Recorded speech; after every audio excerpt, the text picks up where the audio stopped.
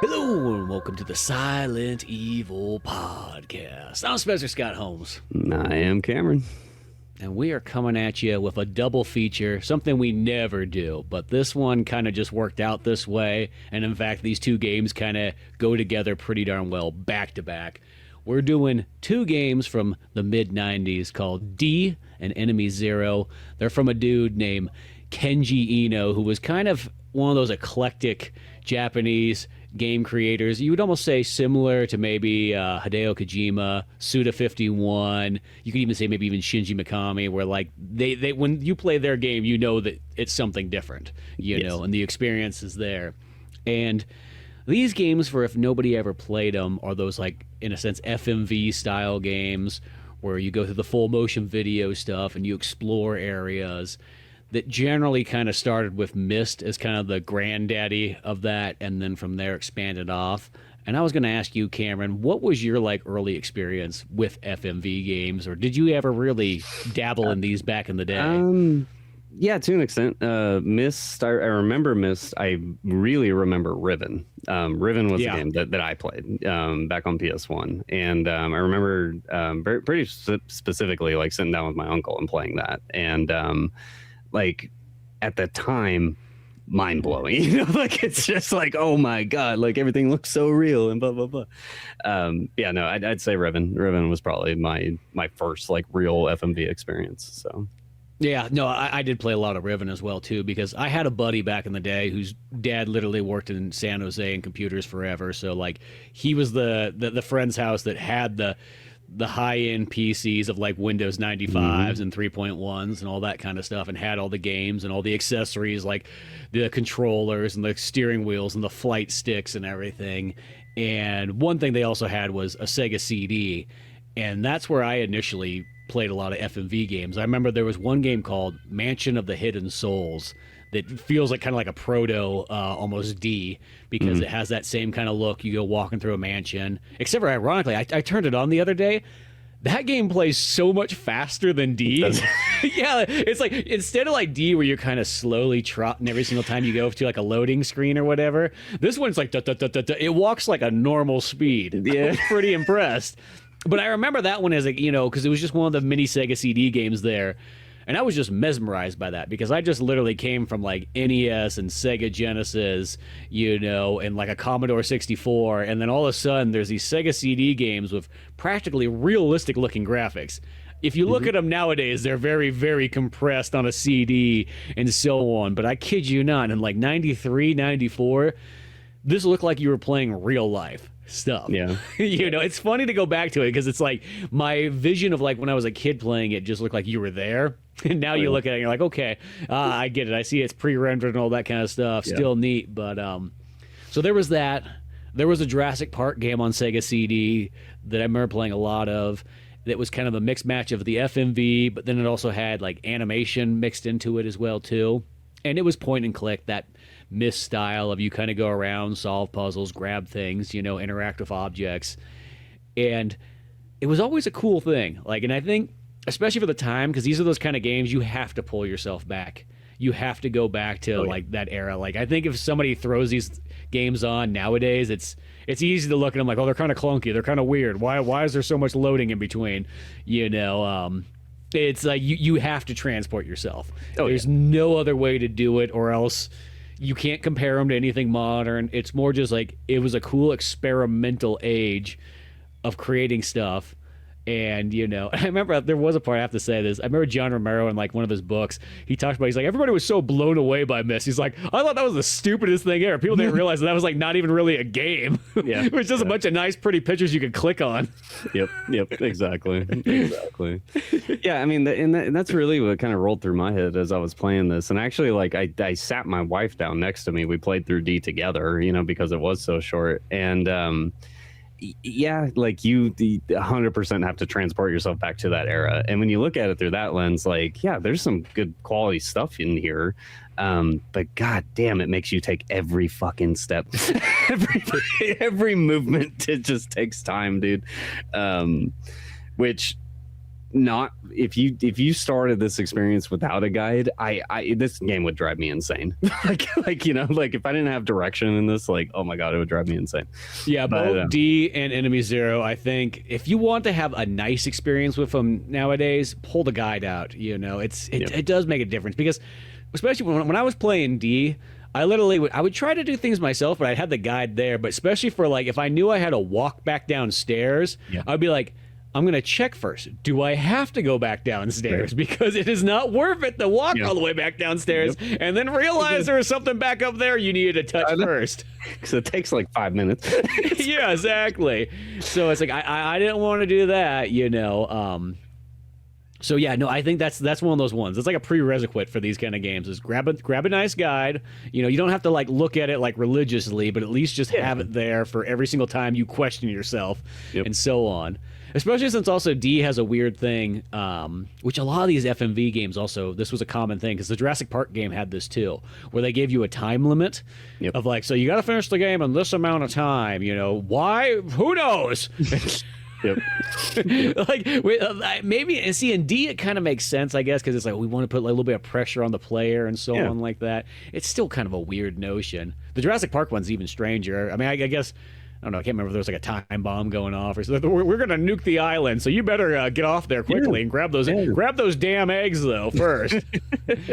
We got to start our own cloning research. What this tells me is, like, you know, of this era, because you think about all the old arcade cabinets of Sega and all that, you know, and like they were porting everything over to consoles at the time. You know, and we're all aware that, you know, arcade cabinets of that era were very much just quarter feeders. You know, they wanted you to die. They wanted you to continue pumping a new quarter and blah, blah, blah. I think that doesn't exist here per se, because this isn't an arcade cabinet game. But I think that the mindset of that era definitely stuck with, you know, giving a player a challenge to say, like, you need to complete this game in this amount of time, and no, you can't save. So I think it forces resets, you know, over and over again. And this game, again, and this would drive me nuts even back then, the trial and error side of it. If you didn't have a guide, if you didn't have direction, if you didn't know to, you know, open that door versus that door at this particular time, you know, like you could easily run out of time quickly, you know, in this game, I feel, you know, so. Oh yeah, most definitely. And a lot of times that's like one of the biggest misconceptions that people have of like nowadays is when they think of old games, they're like, oh, old games used to be challenging. And that was just like part of it. They were trying to toughen you up to be a man. And it's like, no, the reason why they're really challenging and why they don't play like games nowadays is because if they played like a modern game, you would beat the game in like 40 minutes. And then people would return the game to KB Toys or whatever, or be kind of pissed off that they just spent $75 of 1994 money. And that's how quick it was. It's like, that's what it was. The difficulty was to make a 30-minute game seem like it took you like an epic. You know, it was like, oh man, it took me 30 hours to beat it. You know, and it really wasn't that long. No, it's artificial difficulty for sure, and it definitely like prolonged. I mean, I think I don't remember exactly how long I played. I've done one run through of this game with my wife, and I think it took us like just over 2 hours. You know, like in general, I think it was like 2:15 or something like that, or whatever it ended up being. So of course they must not count the cutscenes or something like that for your 2-hour time limit. Because I was thinking about that too. I was like, that's the other reason I kind of had the guide. I'm like, because nothing would be worse to get to about the very end of that game and then be like, oh, 2 hours is up, game's over. Try again next time. I'm actually curious. I haven't looked this up yet. What happens when the timer runs out? Do you know? Have you seen it? I have no idea. I should have looked that up. Yeah, I'm so curious if it just straight up just gives you a game over screen, just dumps you back in the menu to, you know, start a new game, or like if there's actually like maybe there's an FMV sequence, you know, or something, you know, like I'd be curious to figure that out. Sort of explains what the hell just happened there and why that kind of thing is. I don't know. The interesting thing too about D is that this game's initially made for the 3DO. So this is one of those big 3DO games to have back in the day. And strange enough is like, I was thinking about too, it's like, because it was on 3DO and then it got ported to Saturn, got ported to PC, it got ported to PlayStation. PlayStation sort of screwed him over, and then literally Kenji took it out on PlayStation, said, never again, you're not getting my games. And literally made himself exclusive to Sega from that point on. But I do kind of think, because The interesting thing is this game comes right before Resident Evil has come out. So like at this time period, like this would be like having a real scary horror game. It does actually have some blood and guts and all kinds of stuff in it. But once again, if you're literally going from Sega Genesis and Super Nintendo, it is a drastic change. Oh yeah, oh yeah. This feels like exactly what you just said, like the SNES to this, you know, versus something like the PS1 to the PS2. It feels like that big of a generational gap jump, you know. So again, like I appreciate the game for what it is, and I think that its design's actually like super interesting. Just being a first person, you know, style game where you have like basically like static screens, you know, and you just push forward or you push right or you push left or you push back or whatever, you know, and like your character like slowly turns to the right and then like gets in a lane, you know, and like you push forward and you go down that lane, you know. Yeah, there was a handful of rooms, and when I talk lanes, like, you know, your character sticks on very particular paths, and you have no free movement like whatsoever. It's just like if you're standing in point A and you need to move across the room, it's just you're going to press forward. Your character's going to move forward, and there's certain like rooms in the game where it's like you can move to the center of the room, and then you have like 5 branching options to like, you know, turn to the right, turn to the left, or whatever.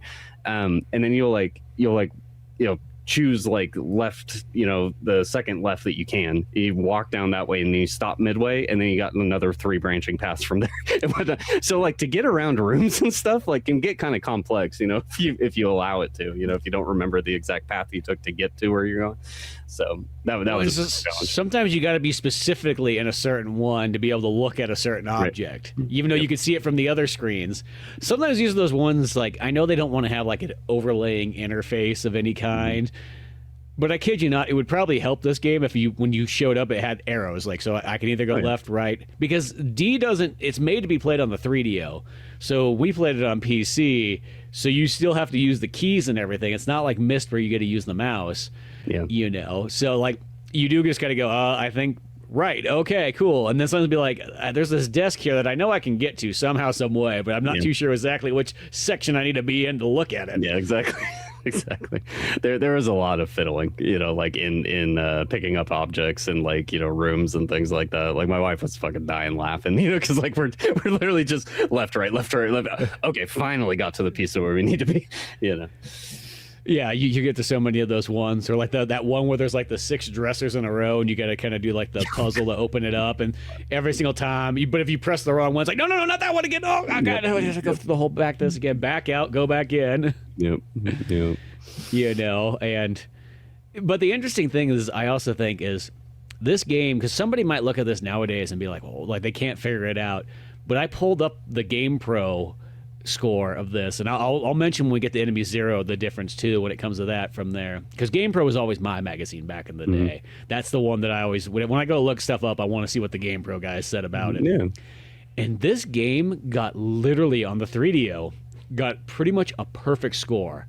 Everything was 5 out of 5, and then it was 4.5 out of 5 for fun factor. And the only thing they said was that it might not be for everybody. That was the only like little knock to like why it lost a half a point probably. Yeah. Is because it might not be for everybody. And what they were probably talking about for the fact was that it was more horror based and things of that nature and so on. But it's amazing, like, because it's one of those ones, like, I think to try to explain that to somebody, especially even a younger gamer or something like that, like this, be like, dude, this game at one point was looked upon as like, holy shit.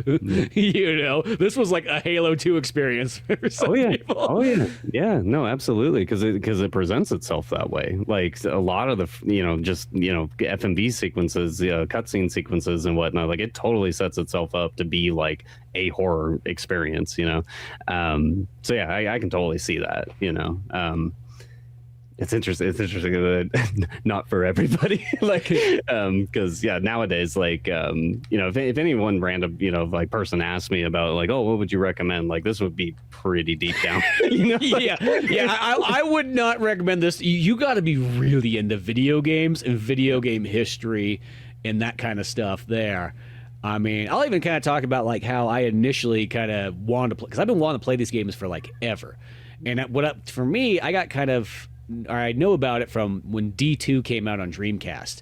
And I used to always see that game at the store, and I'd be like, man, one of these days I'm going to pick that one up. That looks so cool. I'd flip it over. It's like, man, it looks kind of like Code Veronica and everything like that. You know, just it looks so enticing. It was 4 discs long, all kinds of stuff there. And then I realized later on that, there's D, and then there's Enemy Zero. And I used to just think that they were all 1, 2, 3 sequels. Right. The only thing that makes them sequels is it's made by the same dude, Kenji Eno, and then the main character in that's named Laura, and throughout it, she's just this digital actress that they kind of made at this time period that was just going to star in all the games, like almost like she was, you know, a real life actress, yet the games don't have to be, you know, related to each other. Right. That's the connection. Yep. You know. And Lord knows you hear the name Laura a lot in this game. yeah, especially because, you have this ghost father that comes in and just has to be like, Laura! Dude, the first like, Dad, I can hear you, Jesus. The first time it happened, because I had no idea what was happening, you just hear this disembodied voice of just Laura. Like, she just like looks up in the fucking sky, and there's just like this face, this just like invisible looking, you know, like that era, you know, like. Another comparison that I can give to this, like something I was thinking about as I was playing it, is like how similar this is to like early like Toy Story animation and stuff like that. You know, like they're super similar. But yeah, like just having this like invisible face in the fucking sky, you know, basically just like poking through like a portal, going, Laura, you need to leave now, Laura. like that, so funny. But and then I'll just say the simple setup of this story, so if anybody knows what the hell's going on in here, is that the game kind of starts off and there's like it's like your father just did a mass murder at this hospital or whatnot. He killed everybody, like, and so on. So how about you go and investigate this? You know, so it starts off with this, and you know, they plays it out in like FMVs, and it makes it seem a little bit more epic than like my very quick sum up of that. But that's kind of the basic things. You're like, okay, I'm gonna go there and see what's going on and see if my dad's okay. Yep. You know, and then for some reason you step inside this hospital, and then all of a sudden you're kind of more like in a castle mansion environment. You know, somehow, some way. Well, and there's the portal scene, you know. So like, that's right. At the start of this game, it's like Spence is saying, like you, for whatever reason, you're gonna go check on Dad, you know. So you go to this hospital, and it, like literally, like, why did the police allow this to happen to begin with? You know, like, I mean, there's a squadron of fucking police out front. This one woman's just like walking up the steps, you know, going to go inside. And I love this too, because like when she like walks in, there's just like literally like fucking dead bodies everywhere. You know, she's like looking left, looking right. There's just bodies all over the floor, blood all over the place and whatever. And like, I even think I don't remember if it's right here or if it's in a future scene or something, but it shows Dad like literally with the pistol, like, you know, shooting people and stuff like that. People away. It's so crazy. But yeah, no, this is where you know, you enter in, and then Laura's like starting to explore the front lobby area of the hospital, and then like this fucking just like random portal like shows up or whatever, and she's like looking at it, and then it just like consumes her, and then you just like wake up in this castle, and it's like, okay, here we are. Yeah. No, yeah, I forgot about the portal, but yeah, the portal's right there, and that's what takes you there and everything like that. And it is, once again, if you think about this in the context, because like that intro is so ballsy and violent. You know, if they thought Night Trap was bad, and Night Trap's so like, that's like a PG, like, you know, horror movie in a sense. The fact this one here just comes out just a couple years later, it's just like, yeah, we're going ballsy with it. I mean, it's the same time period as Harvester, not nearly as ballsy as Harvester. No. I don't think anything's almost as ballsy as Harvester, to tell you the truth. No, not from that era, no way. Yeah, that game takes, God, even from this era, I think that game takes the cake on so much like darkness and violence. And yeah, you might be able to find something on the dark web nowadays, but you might be able to find an indie game, but I don't think anything that would be like a normal like buy it in stores game. God, no. Yeah. So, but even still, it's like D once again is like, you know, that if you would have got this when this came out, because that's what I kept thinking of, like, and just kind of imagining it, like, boy, you would feel like, man, I'm going to something brutal here. Like, where are we going with this? How is this story going to unfold? You know. Yep. And instead, you're kind of dropped off first in this mansion, and you're just kind of walking around. You're opening drawers. You're picking things up. You know, some puzzles come out. There is one kind of good one where you walk towards this one room, and if you press forward one more time, all of a sudden this spike wall just comes at you, and it comes real close. And it's like, at first I'm like, God damn it, is this my game over? Am I gonna have to start from the beginning? I was like, what? Was this it? And it's like, oh no, it does the nice thing where it stops. So it gives you the scare, but it then kind of says like, hey, don't go this direction. Yeah. Yep. So that scene, and then it's right in the same general area or whatever, but there's another door that you can walk up to and open, and it's a closet. And like the framing of like from inside of the closet looking out to Laura's face as she's opening the door or whatever, and there's like spikes on the wall next to her or whatever, and she goes, there's like this body like crushed in there, stuck up against the spikes. It's just so funny. I loved like I said, my wife and I, Kim, were just dying laughing over the a lot of the animations, a lot of the moments and whatnot. Like, because like 2 seconds later, she's like, "Man, just shuts the door." Whatever. Yeah, shuts the door slowly. Carries on, and so on like that. And that's kind of how this thing goes. Is you're going through, you're solving some interesting puzzles and so on like that. Nothing's like radically. It's challenging enough, but not radically like where you're going to get stuck. Yeah. Like the stupid 2-hour timer is going to get me screwed here. Yep. You just, the only thing is just the thing that would get you is if once again if you didn't have the guide and you went back forth, that would just eat up so much time. Yeah, it's a little deeper in the game, but there's a puzzle where you have this like stone wheel and you got to like turn the stone wheel, and like every turn of that stone wheel, so you're in this like circular room and there's like a door behind you, and basically as you're turning the circular wheel, you're turning the whole room, to door to door to door. Because my wife's sitting right next to me and she's the one reading off the guide as I'm playing, right? And she goes, all right, you need to go in this room, touch the stone wheel thing and turn it 10 times. And I was like, 10? And I go up and I go, and then like it stops and I'm like, okay, that's 1, 2, and it's so fucking slow. If you didn't have that guide, homie, like you would have to go all the way around, get out of that animation, turn around, look at the door and go, nope, go back, turn back around, nope. 10 times? Like, yeah, 10 times. And the worst part too is that it would open other doors that you couldn't do anything about for a while because you have to go that number 10 one first, right. Which is, I felt like that was almost, I could see if there was like, because I think there's only 3 rooms out of 10, I guess, right. Maybe in the entrance. So maybe 4. So there's 6 blank walls in a sense. Mm-hmm. Minus out those 6 blank walls. What the hell are those there for? Exactly. Like, because I was thinking about, so you do 10 turns, you get through that one room or whatever, you go pick up your key item, you come back, and then it has you turn 3 times, go through that door, get your key item, come back, and then it has you turn fucking 5 times beyond that, to like exit or whatever. And it's like that when I said at the start of this episode that this game would drive me up the fucking wall, like shit like that would drive me up the wall, Yeah, because it's like, well, it was just one of those ones, too, because especially on the 10-turn one, all it would take is you would space out at one moment halfway through and you're counting, and because it's like, yeah, it's not just like 1, 2, 3, no, it's like 1, 2, and it's just like, oh my gosh, because I thought like don't space out, don't forget, don't space out, because you're just staring at this stupid thing and having Laura spin it around. And I went into one of the wrong rooms on my second time. Like, I literally was following the guide, and somehow, some way, I went into the wrong room. Yep. I was in there, and I was like, it was the one where the spikes come up, and there's like the chest down there. I'm like, what the hell? How am I supposed to get this out of here? And whatnot. And then I had to retreat back up there and then count back in to get where I was going. And see, even at that point, because like, say if you go into door 9 turns, right, and you think you're on 10, and then you come back out, like, would you even know? Then you're back to just 1 turn around, look, nope, 1 turn, look, nope. Like, oh my god. I don't think there was any other indication to tell you like where you really were when you were spinning that around. No.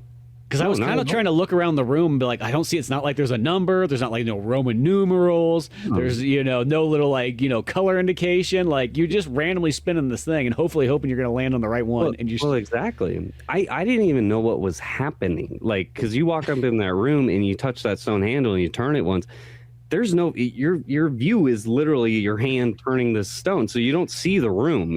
Like I would have never have guessed that the whole room is spinning as I'm turning this fucking thing. So I don't know. Weird game design. Definitely a flaw. Well, and once again, I'll say it's no different than Myst and even Riven and stuff, because they were all in that time period where just like click stuff and experiment. That was like almost like their gameplay thing.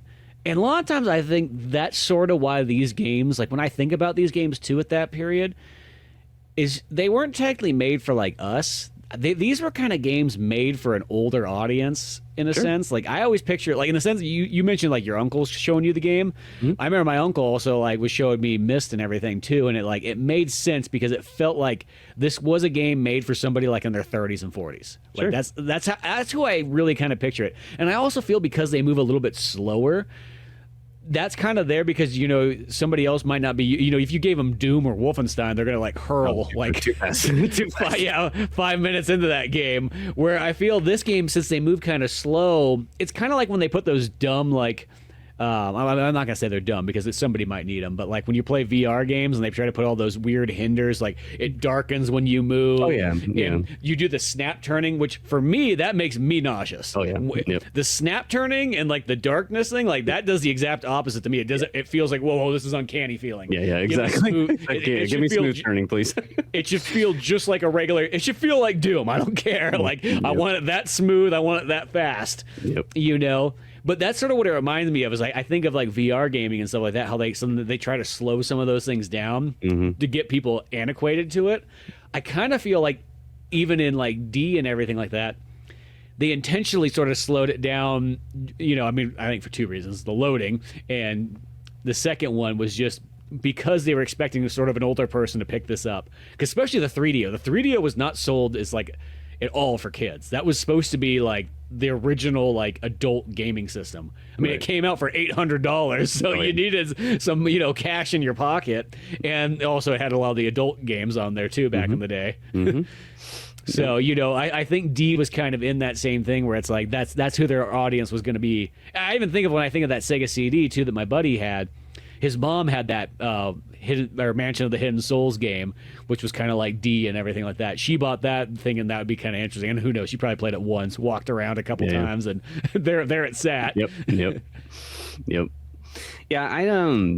Yeah, even I very much agree with you. This 100% feels like for an older crowd, because like if I were playing this game when it came out in '95, I would have been 4 or 5 years old. Like definitely not for that age. But even if I was 13 or 14 at that time era, like I really don't think this would have stuck with me. I probably would have got a handful of rooms in and go, yeah, this is no, but at the same time, like I said, like I can totally see the qualities, and I can see where like this is I'm not going to say it is the precursor, but it's a piece of the precursor of like current movie games that I really enjoy. Like we were texting about this a little bit earlier. But things like the Telltale series of games, things like Until Dawn, Heavy Rain, Detroit Become Human, like all these newer games and whatnot that are more or less like just interactive movies, like I can see this as like an influence, a precursor to that, and especially with Enemy Zero when we get to that. So yeah, 100%, because that was like I remember when the Telltale games came out, I was like, oh, they're Sega CD games. That was the first thing I thought when I saw them. Like I've played all kinds of these games before, It's just that with a newer. And it was kind of funny because I remember when they did come out, because people used to, especially like in game magazines, it's like the FMV games used to kind of get bashed on in like the early 2000s. It's weird because they're loved to death like when they initially come out. Like once again, D got like practically a perfect score. And then like by like 2000s, it was already being looked upon like, oh, you don't even want to get near that kind of game. Those are just junk games and so on like that. And they just really got talked down on. So I remember when Telltale came out, I was like, that's kind of ballsy. They're going to go with the genre that nobody seems to like anymore. Right. Yeah, and they were super successful with it too. Like, I mean, I genuinely think like the Walking Dead series in particular is fucking phenomenal. The Wolf Among Us out of that same Telltale developer, like amazing, to like have a I don't know, more of like a noir style, like fairy tale, creature like type stuff and whatnot. It was just super cool. So, but yeah, to go back to this era and play this type of game.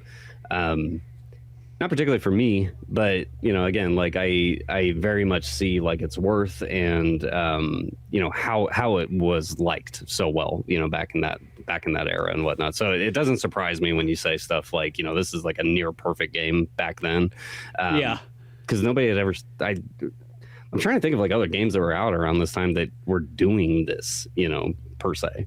As I said, there's a few of them. There, but not a whole lot. It's like one of those ones like there's maybe about 10 other games out there if you really looked hard enough, from like Myst onwards, that kind of do this point and click sort of adventure or whatnot. And D probably was one of the first like really horror ones. Well, I'll say the Jurassic Park one does have. I mean, because you're walking around and all of a sudden, like, you piss off a triceratops and it, like, charges you, and then it has great death sounds in that thing. It doesn't show anything, but like the death sounds are so brutal, and so these are all these like proto kind of like, we have Alone in the Dark, but Resident Evil hasn't come out yet, so we're in this like very early stage of piecing all these survival horror games together.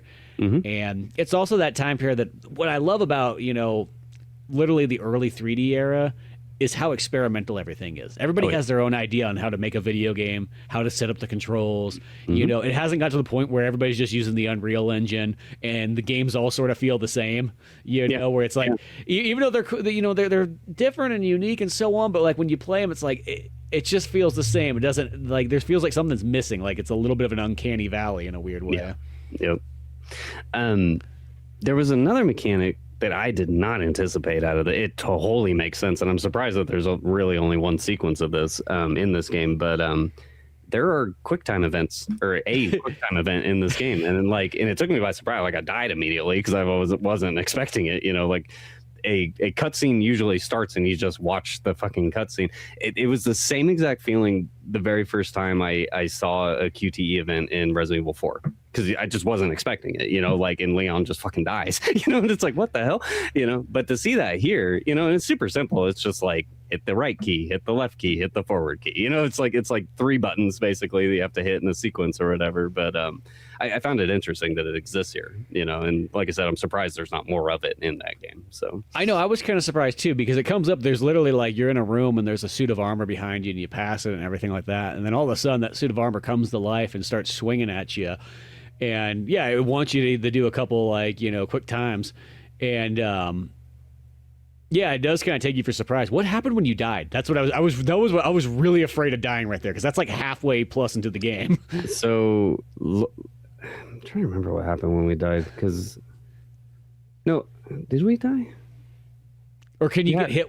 Can you maybe get hit once? And that's okay. That's what happens. So you get knocked into the pit is what happens, and then you restart. Like, so you don't die. It's just the night knocks you into the pit down below or whatever. You have to climb back up the ladder, and then the sequence restarts. So then you gotta go left, right, forward. So that's not.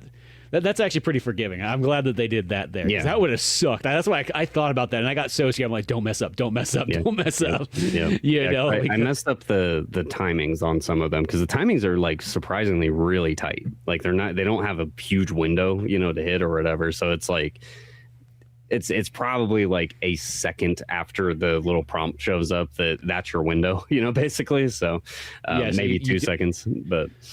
Yeah, you don't have much, so that's interesting there.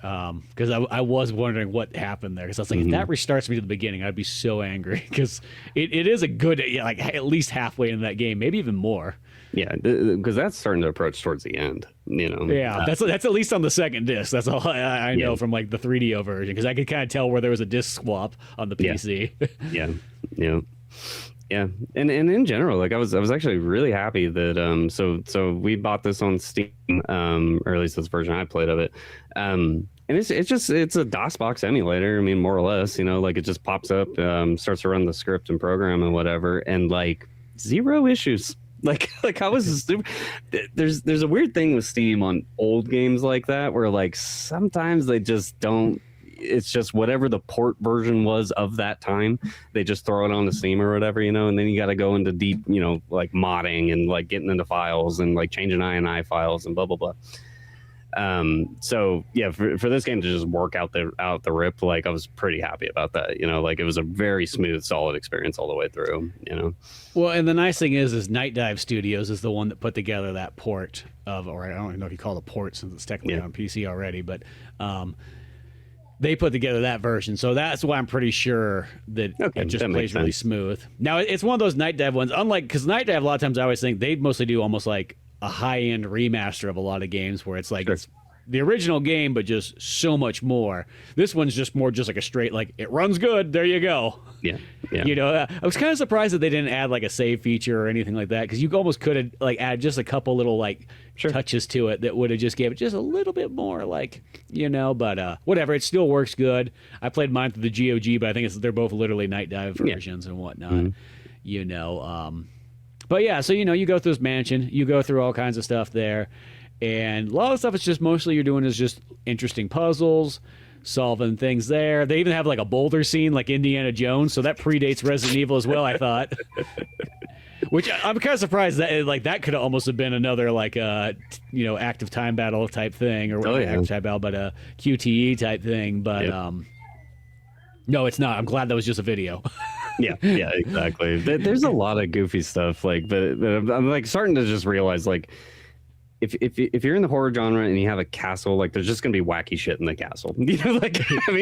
I'm slowly learning this as we get deeper. But that's what old guys do when they build their castle. They just put wacky traps and so on in there. And have a torture room at some point and have paintings that change faces on you and so on. So there's all kinds of stuff there. This is the interesting thing too, is as you kind of get into this story here, and I know this game was designed in a weird way. They like literally built this game and then put the story on afterwards.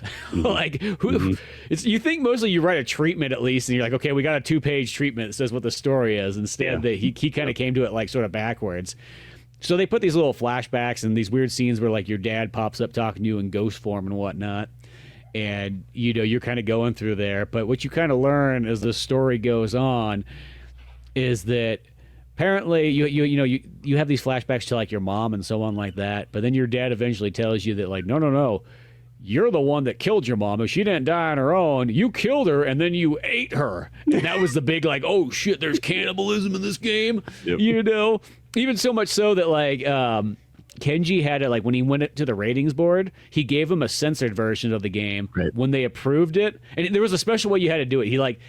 You had to wait till like the last second. You got like a penalty fee, and you had to go deliver it in by hand. So he went and did all that stuff, gave him that, and then swapped it out when they went to go make the production copy, so that like you could put that in there and just bypass that ratings board just easily, and got that in there. Which once again, like for the time period, like it is kind of still ballsy. Now, if you compare it to Harvester, it's nothing. Oh yeah, exactly.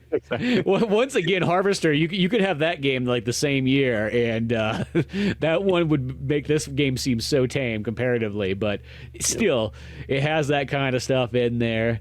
You also get some weird other, stuff that your dad tells you once you finally get closer towards the end, that he says that you're from a lineage of Dracula and everything like that. And weirdly enough, that's not what D means. That went over my head too. I was like, but yeah, I can't remember, because in Japan it has like an extended name or whatnot, and I can't remember exactly what it doesn't say right here what the D one is, but it does not stand for Dracula. Because when I was a kid, I literally thought that stood for Dracula the whole time. Yeah, it stands for dinner or diner, something like that. There you go. Yep. So well, in this reveal too, dude, like.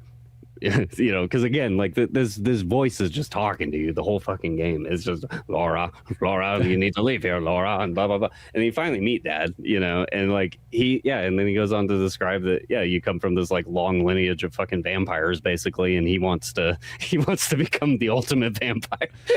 And it's like, what we've fought, armors that don't have bodies in them. We've been turning stones for 10 times. We've, like there's spikes in the floors. There's, random shit like this. And then Dracula. It's like, okay.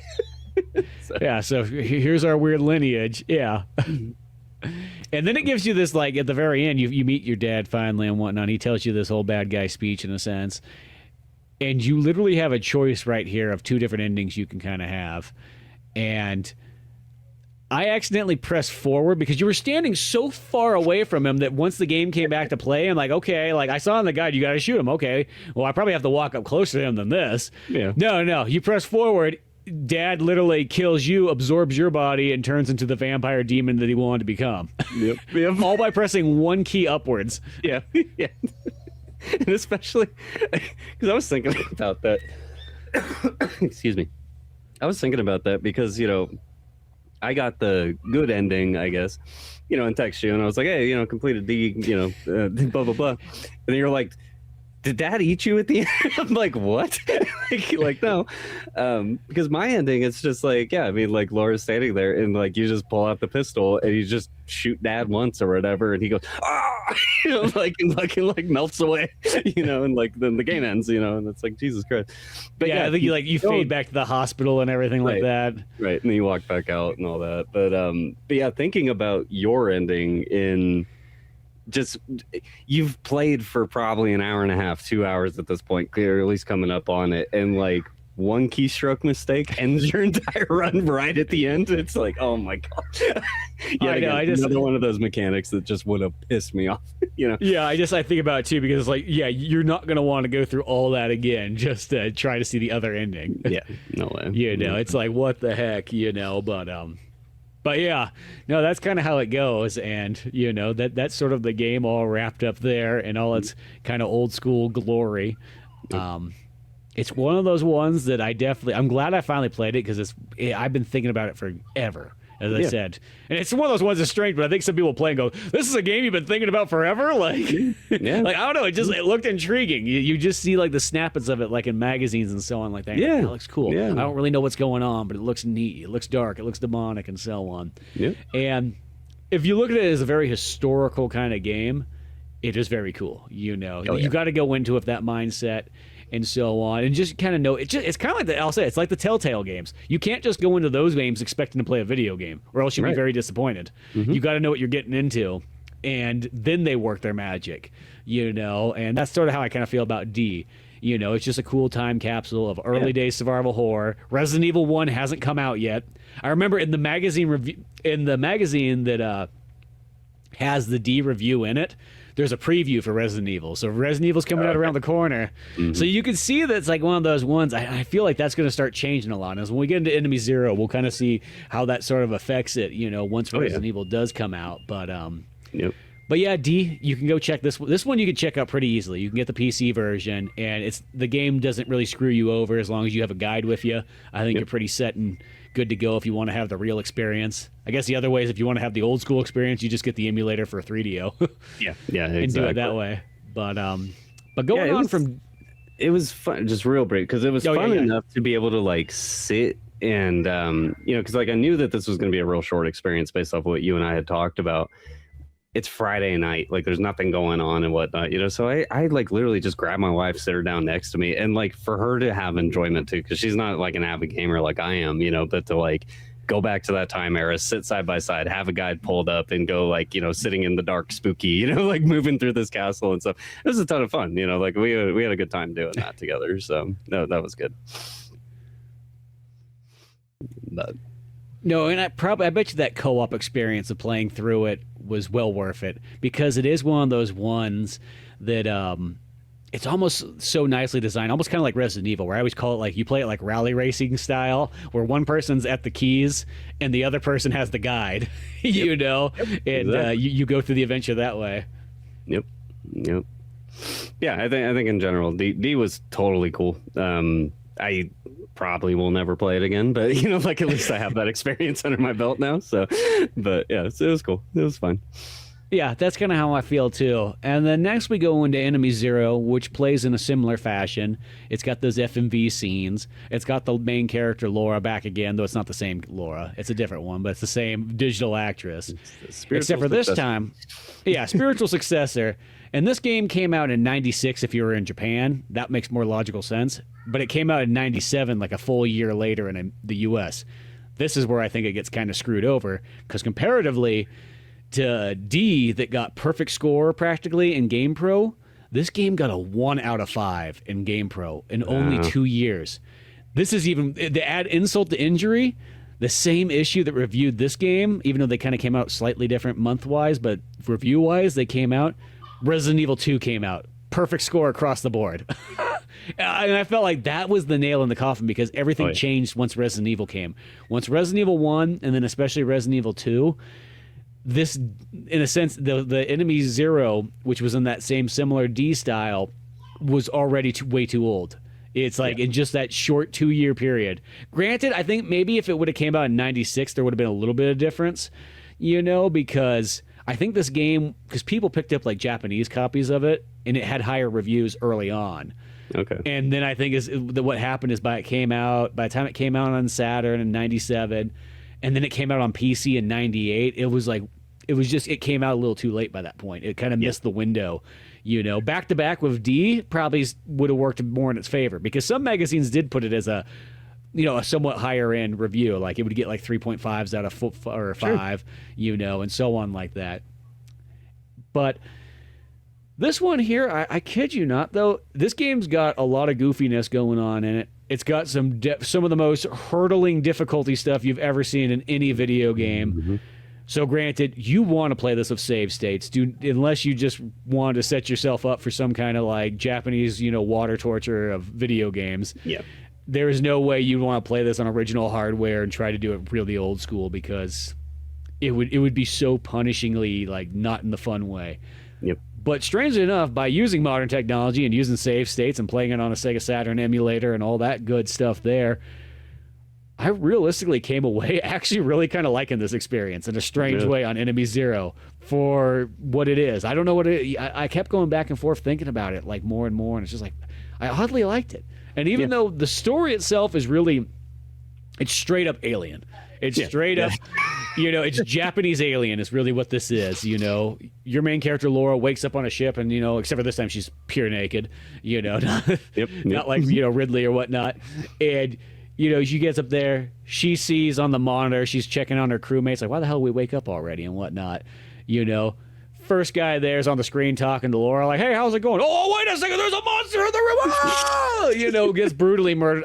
I want to say it's also the poor black guy's the first one to die, and it's going to those old stereotypes of movies. And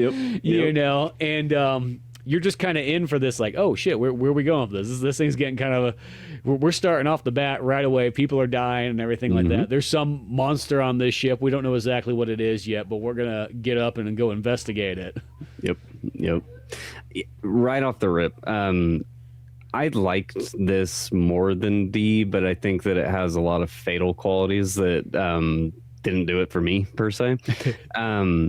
But presentation wise, holy shit, this is a jump, I feel anyways. And even to see like the year gap in between both of them coming out, especially in Japan or whatever, but like the year gap in between them, like this game is like, it's so much more refined. It operates a fuckload smoother. Like you're not, it's not the slow turning of the fucking handle, like things like that. It's still pretty slow, but it's significantly sped up comparatively to D. Animations are so much better, character models and designs and like just everything about this is like it's a much better presentation of a video game, and it actually has a lot more game mechanics in it than D ever did. So I'd say in general, yes, I very much agree with you. I like this too. There's a handful of things that isn't particularly the game's fault. It's just my situation with emulation and, like missing a disc. And, there's a handful of things that happened to me throughout this experience that just made me not enjoy it as much as I probably should have. So, well, and we'll just have to say that off the bat too, is Sega Saturn has always been kind of a funky system for emulation. Mm-hmm. I remember just for years I could never ever get a Sega Saturn emulator to properly work and so on. And just like it seems like in the last handful of years plus, they finally started to work decent enough, but there still is always some stuff in them. They don't run like a Dreamcast or a PlayStation or a PS2 or practically any other system. Yeah. Like they're always something just a little bit kind of goofy with it. But even still, I got mine to kind of run, and once I figured out my disc changing issue there, because that's the thing, is this game's got 4 discs. If D had 2 discs, we're now into 4 discs. And I do have to say, for some reason, your copy was missing the first disc. Yeah. But the first disc was literally just a cutscene. I thought that was there was a training module on there too. Yeah. That of course I didn't play because we're men. We don't play training. Yep. We'll figure it out in the field, Yeah. you know. But I just thought that was funny because I sat there, I watched this cutscene of, you know, pretty much like, you know, her waking up and whatnot, and she's in the spaceship and all the things going on. And you see this, you know, the graphics have definitely got better. I want to say they got some Silicon graphics PCs, which are the ones that they animated Jurassic Park on. Yeah, you know, they did. so That's part of it. Yep. So yeah, they've definitely added a lot more details to this. You're on the Saturn, so it's even more powerful than the 3DO, of course. And then, yeah, you're seeing all this stuff, and then it's like it just ends, and I'm back at the title menu again. I'm like, oh, or in my mind I said put disc 2 in, and I was like, oh, okay, I guess that was it then. Yep. You know, and it doesn't take much, because that's the thing, is like with only 700 megabytes on a CD back in the day, it doesn't take much to fill that up with some FMVs. No, you know, no, God, no. And that's kind of what sucks. So like right off the rip, I start off on a bad foot, not realizing that I don't have that first disc, you know, because my disc order literally says 1, 2, 3, you know, like disc 1, disc 2, disc 3. So, you know, like my experience is literally Laura sitting up out of her bed, looking around, you know, and then like you're in the game, and it's like, what? You know, like what is going on? It was retrospectively later that I watched the first disc, you know, because it is, you know, just a straight up cutscene. Got all the context by that point, and was like, oh, okay, now it makes sense. Like, what? Why am I on this ship? Why am I doing? You know, like what is happening? So. So you had the Tarantino experience of Enemy Zero, where it's all out of order cutscene wise. Yeah, I went back to mouthwashing.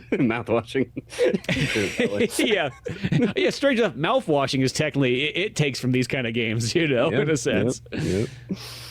Yeah. But which, strange enough, actually, after playing mouthwashing and playing Enemy Zero, you are kind of playing two kind of similar type games in a sense. Yeah. You know, except for on here now that we finally wake up and we kind of realize, okay, we can go around the room sort of D-style and then have these FMV things, click on the desk, open it up, click on the drawers, pull things out, you know. You get this little recorder thing that pops up, and it's one of the first things you can kind of click on. And I will say they have a very interesting save feature. You know, if you actually use, I just use save states, so whatever. Yeah. But the save feature in it is, it does a Resident Evil thing where you get some limited saves, but it's literally just like a voice recorder thing, and every single time you save in it, the battery drops on it. And I'm like, that's actually kind of a cool way to do it, because then it's like, yeah, you can save, by all means save, but you know, make sure you keep that battery alive, because at some point you're going to run out, and that's it. Yeah. I thought it was an interesting take on the more or less the Resident Evil formula with ink ribbons, and you have limited saves and blah blah blah. You know, like I thought that was actually really neat. The other thing that I thought was really neat is that, especially games like this that probably would take you a while to play through, like I know, like sitting down start to finish, this is probably a 3 or 4 hour experience, you know, somewhere around there. But going back to that time era, thinking about the kid that can only play on the weekends, you know, like this probably take you a month or so, you know, to play through and whatnot. But, you know, like seeing, I don't know, I forgot where I was going with that point, but anyways, the save state thing. So that's the point.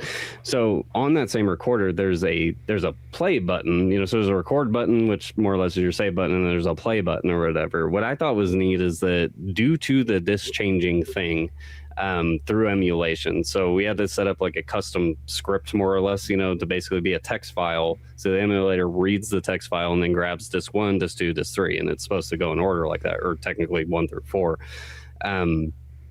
So, you know, like being able to, God damn it, I lost the point again. I keep being able to like go into that recorder and hit the play button on a reset, you know, so like you stop playing for a night, you come back the next morning or whatever, and you start to play again. You can hit that play button, and Laura will recount what has happened leading up to that point. So it drops you right back into the experience where you don't have to guess, you don't have to, you know, like remember things per se and whatnot. So I thought that was a really cool feature too.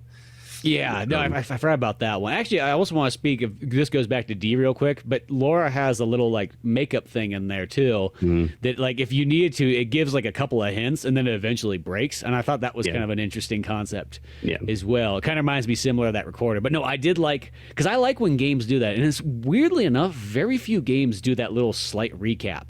You know, Metal Gear Solid was one of the first games I remember seeing that did that, because you could like load up the little when you load your save file, and it kind of told you. And it's like, that's cool. You know, I remember Phantasy Star 4 had that feature that you could talk to your teammates, and they would tell you what you were doing. So like when you went to start that RPG like 2 weeks later, and you're like, what the hell was I doing? You just ask them, and they're like, oh yeah, we're going to this town here. You're like, oh, okay, cool. There we go. I don't know why more games don't use that, because that is such a helpful feature. Yeah. I don't. Have you played The Witcher 3 in particular? No, I own it, but I haven't got around to it. Like so many things, it's in the good intentions file. The Witcher does that phenomenally. So like what it does though is that it so when you start a game, you save, you come back to it a little bit later or whatever. At the start of the game, as soon as you start the game up or whatever, like instead of going into the splash screen, it basically gives you a recap right there, and it's all like poster style, you know, so it's just like still images or whatever of like what has happened in the world leading up to your save point, you know, basically, and whatnot, which is super cool, because it doesn't just explain Geralt's story, it explains globally what's going on in the world, you know, because there's a lot of politics and stuff in that game, a lot of factions and things, you know, so I found that super neat. But the only reason why I know that, you know, Laura can hit that play button and recall what has happened before is, again, like going back to the disc order thing. So Spence tells me, you know, initially, like pretty early on, like I need a .m3u file, you know, to be able to tell the emulator to load disk 1, disk 2, disk 3, disk 4 in order and whatnot. So I finally get that done. And then at this point, like I'm having trouble with save states. So I have save states and then I have in-game saves, right? I can't really do anything about the in-game save per se, you know? So like I go back to my save states, but because I was running the game as a single disk instead of in an order through that text file, basically like I had to go into that save state file, eliminate a ton of metadata out of it, and like reduce it down to like this really short file name or whatever, and I just could not get it to recognize. So now that I'm at that point, I'm playing through the text file, you know, in the load order and whatnot. So basically I had to remove that, go back to just a single disk, you know, load back into the game, play up until that point that where I got to, physically save in game at that point, you know, using the recorder, close the game down, reopen that text file, relaunch it through the load order again. And then at that point, then I could load that save and then continue on throughout the rest of the game. And and again, just these little minute little problems that I ran into with emulation, like really hindered this experience for me, and it sucks. But yeah, probably the creator Kenji would love that we had to go through so much trials and tribulations. Oh yeah, probably. He feels like that's probably part of the difficulty of it. Good. You know, yeah. Because he wanted to explain the difficulty of this game, like why you go to get spicy curry. You know, it's not that you don't get it because it's easy. You get it because it's kind of painful. Yeah. Yep. You know, but well, because the weirdest thing is, like, I know this is getting like super technical, so if nobody knows what, you know, the use of emulators and so on, but like in RetroArch, I don't know why just the manual disk swap that a lot of times I just use on Dreamcast and PlayStation games doesn't work for some reason on Sega Saturn normally. You have to put them in these little like .m3u files so that it recognizes it and so on. And sometimes that's always the thing about RetroArch. RetroArch's great, don't get me wrong. I love that thing, and it does so many different things. But sometimes there's certain things that like it like gets messed up on that like a 1997 emulator would never have an issue with. You know, I don't know what it is, but yeah, once we kind of got those things rocking and rolling, it's not so bad. And then, you know, once you get that file set up, it does, now your save states carry the whole way through. Because I remember when we were playing like Alone in the Dark, my save states would end at the disc, and then I have to start new save states on the next one. But I could swap the disc at least, you know. And Sega Saturn's also a weird system for switching discs. I remember because the first time I ever had a double disc, because on a real Sega Saturn, the first time I ever used a double disc game, I remember was Deep Fear. And I remember when I got to the end of the disc and it said, okay, swap disc, open it up. And when I hit the open button, it went to the CD player icon thing. I was like, like, what just happened there? Like, that was my first thing. It was like that can't be good. And lo and behold, I'm like, well, disc 2, and then close it down. And then the Sega thing came up. I'm like, oh, damn it. That means it's loading up right. And then lo and behold, it just loaded back into the game. So, yeah. Brother, it can work, but it scared me so much that first time. The amount of times that in my youth that I was switching from disc 1 to disc 2 in Metal Gear Solid, on original PlayStation hardware. You hit the open button, you take one disc out, you put the other disc in, you close it, you leave it alone. That's all you need to do. But my dumbass every fucking time would hit the fucking reset button and completely reset my save. It's so frustrating. See, that sounds like an NES issue, because on NES, if you remember, you had to, for Legend of Zelda and Final Fantasy, you had to hold the reset button down before you turn the power off so that it would save. Right. Right. Yep. Yeah. So yeah, technical difficulties here, and especially with Sega Saturn and all that stuff. But once you get this game going, and you finally wake up, you got to go check on your crewmates and whatnot. You find all your gear. You grab this earpiece thing that you put in, and this is going to be your initial thing to hear the enemies, what's coming at you. And I already kind of forgot that these enemies were invisible, but we'll get to that in a second. Once you leave the FMV rooms that you can kind of explore, the game opens up into almost like a Doom-like 3D environment where you're generally going down tunnels and stuff in the space station, and it's kind of looks kind of same old, but at the same time I was kind of impressed when I first saw it, because I was not expecting this at all. I was expecting this game to be just like D. It was going to be FMV the whole way through, and all of a sudden you're in here and it's like, wow, it actually moves kind of fast. And then I realized that that was just the walking. You could run in it, and she starts booking it down the hallway, and you're like, "Oh, okay, here we go. We're just rocking and rolling. We're going to be going through this." Yep. And yet again, from this era, so you're most of these sections are just really long hallways and right hand corners, left hand corner, whatever. And again, it's funny from that era, the obscuring of distant objects and things like that. This game very much has a black filter, and things start to appear as you get closer to them and whatever. I noticed that too, initially, started moving freely and whatnot. I was like, holy shit, this game actually has that. That's badass, awesome, moving forward. And then it just out of happenstance, I just happened to hold the B button down, or the whatever O button, whatever you want to call it. And then Laura started sprinting, and the way that the frame rendering works in terms of distant objects and how they appear and whatnot in sprint, full sprint animation, things were starting to pop, and you can see texture jitter and stuff like that. It was so goofy. But yeah. Well, it's surprisingly fast. Once again, coming from D is you were almost going Doom fast by running. Oh, dude, it was like Doom. Yeah, I was like, wow, because I thought it was already fast enough just by the walk speed, because that was already much faster than D. And then you're running there and you're like, oh, okay. Now, granted, this game also has here's one of the first kind of bad features this game sort of has. You can go in the computer, you can look up all this extra information on all your co-pilots and so on like that. It's got all these extra little neat data, kind of like Resident Evil style, where you can read files and so on. There's all these cool maps in there too, and you're like, cool, neat maps, whatever, look through it and stuff like that. That's the only place the maps show up, though. And so when you need a map, you don't have a map. So I don't know if Kenji just wanted you to sit down and, work on your drawing skills and put this to use, but this is one of those ones where it's like, dude, I don't know why that was not a feature to be, you press select or something like that, or Saturn doesn't have select. You press another button. Yeah. And have that come up. But that's almost if there was one reason to have the guide, and if the only thing you wanted to have it for was just the maps. Yep.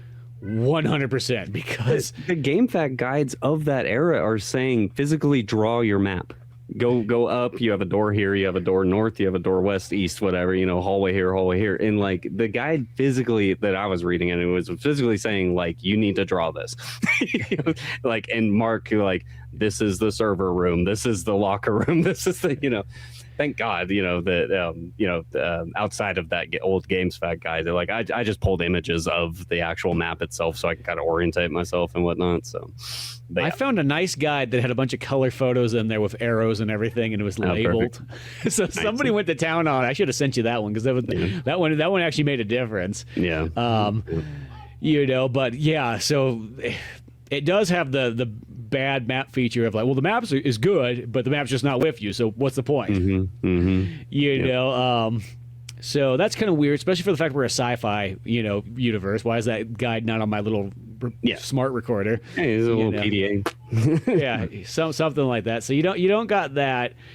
And once again, because you start going down these hallways, and there's a lot of choices at doors. It's just even right off the bat, it's okay, there's a hallway down the right, there's a room. Go farther down the hallway to the right, there's another room, and so on and so on. So, you got a lot to explore on the space station, and by not giving you those maps or anything like that, boys, it just asking for some trouble there. But once if you're using the guide and you got the maps, whatever, you know where to kind of go next. So you go to the next areas, you explore. You finally find this, I think you find the pistol pretty darn soon coming up. No, because you have to run past Parker. After you find Parker. Yeah, you find Parker, and you find he was murdered, and by some creature of some kind here, and it's blood everywhere and all that stuff. And I gotta say this: somehow, some way, this game got a teen rating. Yeah, how this game got a teen rating, because this game is really actually quite violent throughout it and so on. But the only thing I could think of is this game was so hard that the ESRB couldn't get that far into it, so they never saw any of the violence. I know, when you text that to me the other day, because I sat and pondered on that for a minute, I'm like, he's probably right. Anybody probably wouldn't have gotten too far into this. And I was thinking about the ESRB in general, and it's just like, how many employees do they actually have? The numerous amounts of games that come out, even weekly, even daily, for that matter. Like, how do they rate everything? So, yeah, no, I very much think that you're 100% right. They probably played about 15 minutes. Went, yep, teen, good. Yeah, sure. It looks like Myst. Yeah. Did you guys play D? No, don't worry about it. Because D's before the rating system. Yeah. What was that game about? Oh, it was a game where you search for your lost kitten. That's all it was. Yep. So yeah, because I looked at that on the Sega side, I'm like, a teen on there? Like, dude, like, what the heck? Like, I mean, it's literally just as violent, if not more, than Resident Evil at some parts. Yeah. But yeah, somehow, some way. But once we finally discover one of our enemies in this game and our alien creature xenomorph things that exist out here, they are invisible. So, and there is no indication whatsoever to know exactly where they are, other than this beeping noise in your head that tells you it's sort of distance, it's sort of object near you and whatnot. And the first one you got to kind of run past. You don't have a gun yet or something like that. I think you just kind of take one corridor to like the right or left, and you get by it, and it's fine. Yeah. Granted, once again, we're playing with save state, so it's not so bad. You get to a room you just save every single room you get to, and just in case, and you're good and dandy. The downfall is if you don't save, or if you have to play it on original hardware, it's one-hit kills if this alien gets you. And it cuts to an FMV, this alien creature that's actually kind of cool looking, comes out, grabs you, kills Laura, and so on. It boots you back to the title screen, and the downfall is because the game just you have to kind of watch that intro FMV, load it up, wait for more loading, then Laura's got to explain what the hell's been happening since your last save, and you got to repeat that all the way just to try to attempt to run past this alien again. Yeah. So I feel bad for, once again, anybody who had to play this on like original hardware, because this game just punishes you in like not in a good way.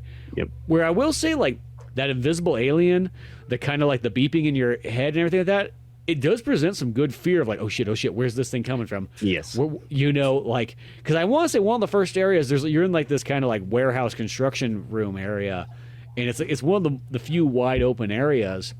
And so you got this, you hear it there, and you need to run to go find the door and whatnot, but you really can't tell exactly where it's at. Maybe if I played the tutorial, I'd have a better idea of this. I was really making this stuff. I was making this up as I went along. I was trying to go, okay, I think this is what this means when this happens. Yep. So for me, not having the context of disc one, not having the tutorial to play to understand the mechanics of this game, I entered that room for the first time, and I just hear beep, beep, beep. I'm like, what the fuck is that? Start moving around. You start hearing, and it's pitching. It's like changing its pitch. It's like a high pitch, a low pitch, a mid pitch, and it's like, what the fuck is that?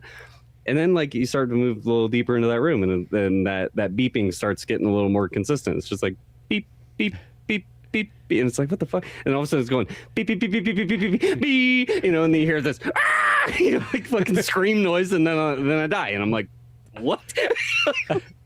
What even just happened? It took me a few deaths to understand, like, that's a bad monster. Like, I need to run away from the noise, and then it took me even longer to figure out that like high pitch tones mean the monster's in front of you, mid pitch means he's somewhere on the sides of you, low pitch he's behind you.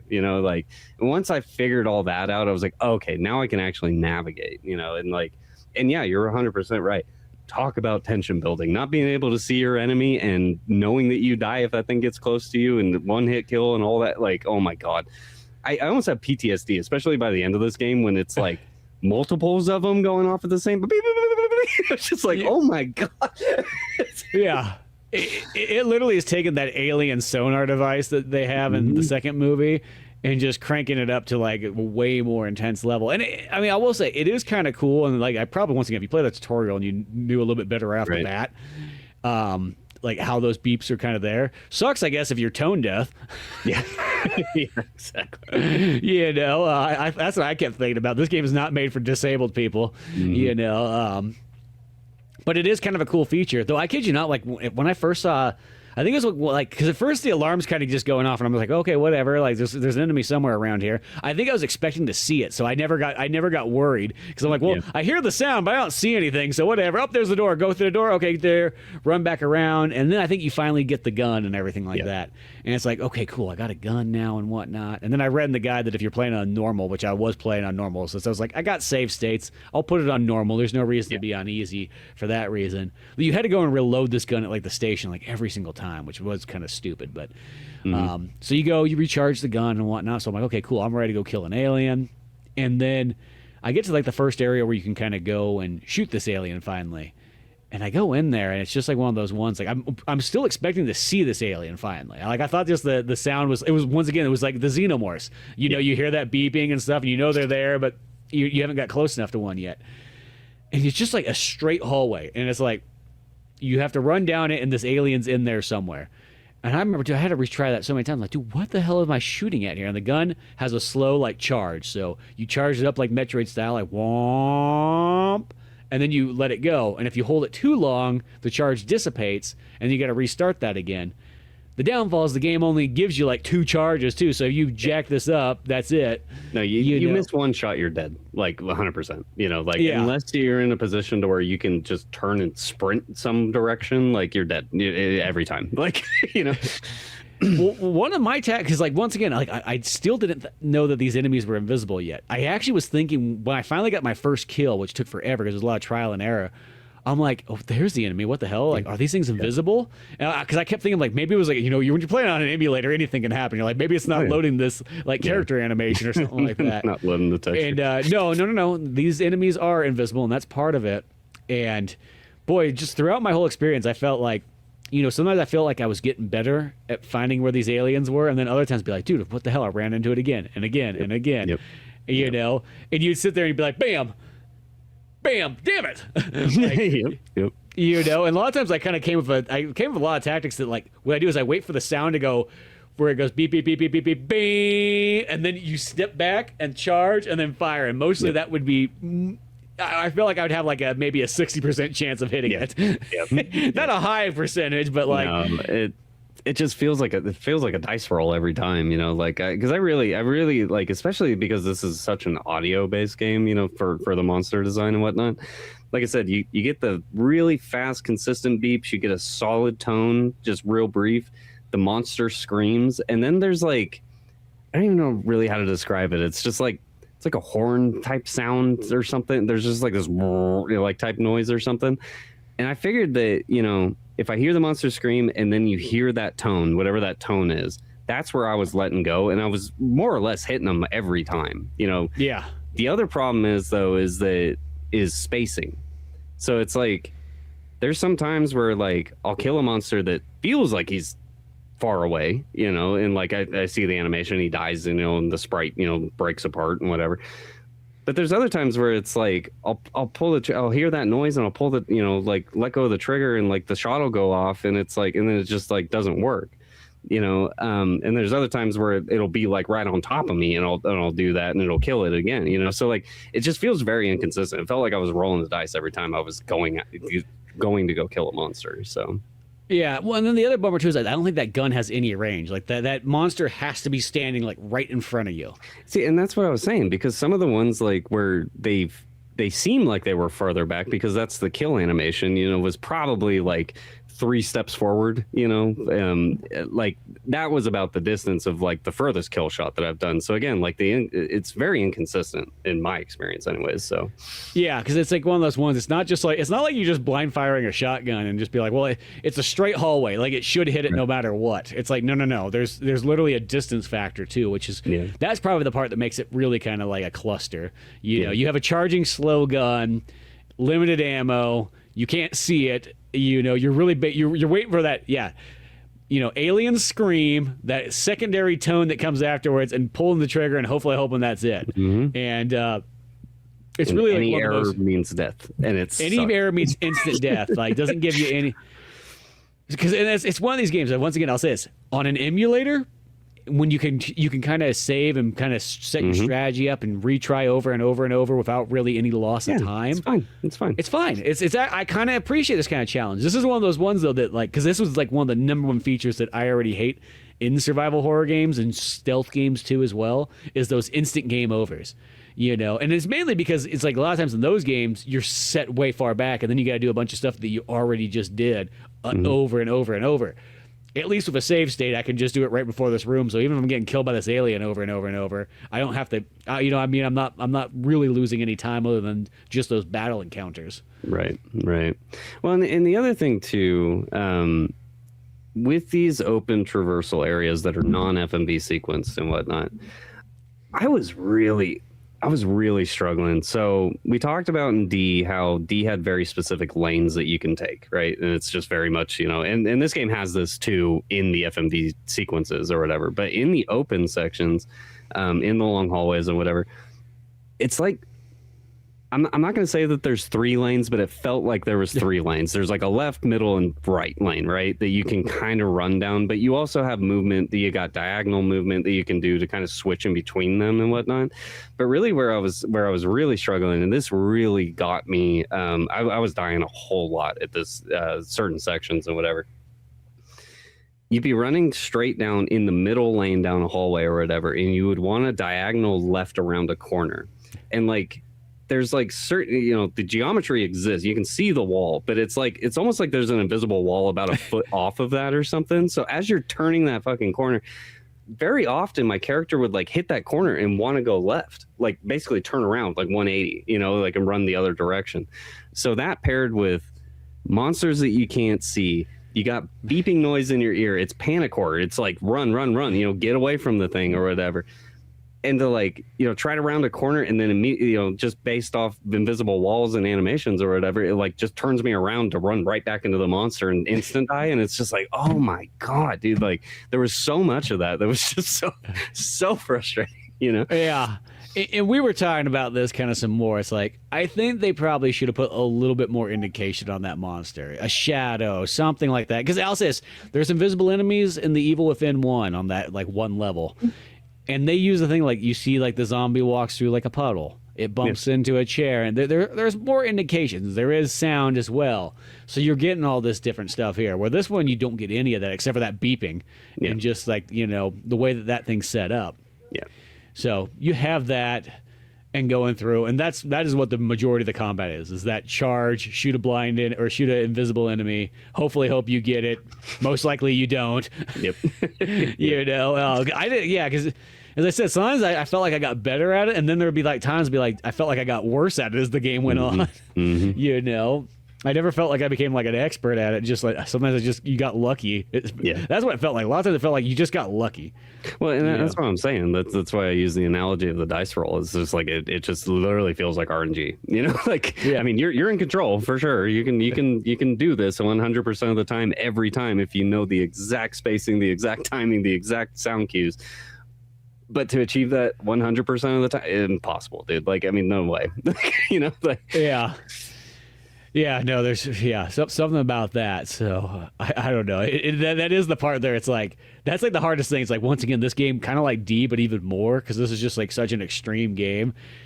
You got to be kind of into like wanting to get into this experience and so on. And realistically, I'm glad we did this as a podcast because that kind of forces you to go from beginning to end. Because if not, if I could see starting this game up being like, man, I always want to play this game, and then getting about like 30 minutes into it, being like, okay, is this what it is? Yep. Like, what the hell's going on here? Yep. But once you kind of accept that and you start breaching your way through, you start getting into, your standard puzzles and so on like that. And they use a lot of these weird binary puzzles, which I know that's just got to confuse the living daylights out of like a lot of regular people just flipping these switches to make the elevator runs on like a binary system. Like, what kind of jackass built that? Right. Yep. Yeah. So it's like up, down, up. That'll be 7 or whatever it is. Yeah. Exactly. You get these old switches. Like the only guy that uses this is some guy who's been like working at like IBM in like 1956. Yeah. Exactly. Well, I love some of the So when you go to turn on the power, power the elevators and whatnot, like right at the start of the game, basically, you go up to like the power component thing and like, it drops your head down into this like little like keypad looking thing or whatever, and it gives you a series of buttons that you can press and then a power button, basically. And I'm sitting there like wasn't looking at the guide at this point, and I'm like, I'm gonna try to figure this out myself. Look around the room, don't really see anything, and I'm like, okay, it's just I'm gonna bully this thing until I get it. But I love the little animation of like her hand, and you're controlling it. It's basically a finger. It's basically a mouse pointer at that point, and you go click, click, click, power, like things like that. It's just like it's so much. It's of that era, like I love it. So. Yeah, and some of those ones too, it's like if you didn't like double tap forward first, her hand doesn't appear, and then she just stands back and has that look like, this is stupid, little my dick. Right.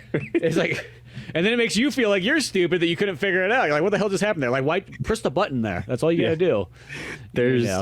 There's almost an identical scene between D and this game, where Laura goes up to a door and there's like a keyhole there or whatever, and in both fucking games she like walks up, strokes it once, puts her finger like into the hole of it or whatever, and then does this like up and down with her finger, and then goes, I don't know. What'd you want me to do? Like, she kind of like, I'm surprised she doesn't just turn and look at the camera. Like, what were you expecting? Yeah. No, that's like in these games, one of the worst things. I think it's actually only in this one because D. I can't remember if D had it this way because D was a little bit. You weren't really carrying around items. Well, no, you did have the one button that you could press to get to your items in D. Yeah. So I guess it did have it too. But the worst thing you do is when you come up and you're like, okay, I need to go through this room with a key card, and if you don't get the key card out, and it's like, damn it, now I gotta watch this animation of Laura trying to figure it out again without. It's like she has the key card, And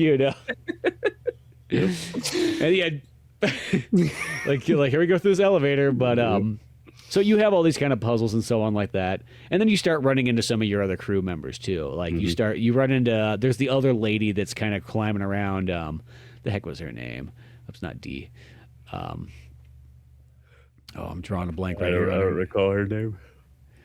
You're talking the black lady, right?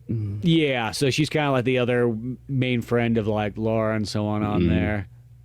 She is a fucking badass, dude. Like that chick she's got some attitude. She's got some Kimberly. Kimberly, okay, yeah. I like how you can't remember that name. Yeah. We got Laura and Kimberly both in these games here. My wife. So here they are, deep space and whatnot, and this lady's got some attitude, like 90s attitude as well too, going for it. And she's like, oh, we're going to get out of here. We're going to make it out. It's going to be great and everything like that. We're going to take these damn aliens down, And later on, she kind of explains what it is. And if you've seen Alien, you know what the story is that, oh, yeah, we found some bioweapon aliens on another planet. And we thought we'd just bring them on home. What's the worst that's going to happen? Yeah, exactly. A xenomorph could practically be a pet, put a little collar around it and everything, walk it to the park. Oh, it might spit some acid out on somebody, but that never hurt anyone. Nah, it's fine. It's fine. So instead, this one's here is like, let's load up 100 of these stupid invisible aliens because there's quite a bit in this game that you kill. I think you have to kill.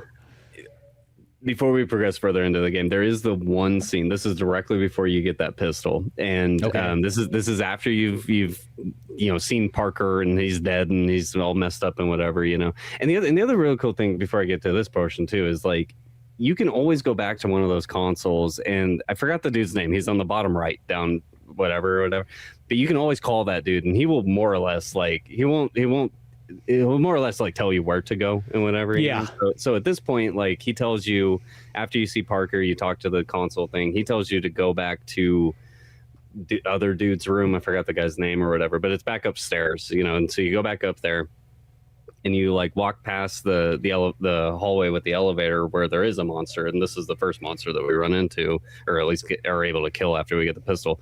But you walk towards the original hallway that you started and whatnot, and I love that sequence of her, like, you know, those bay doors like open or whatever, and like she kind of looks left, looks right, you know, and then just like a massive steel door just like comes busting down, and you just like you hear this thing go, you know, like running down the hallway or whatever, and she's like, "What is going on?"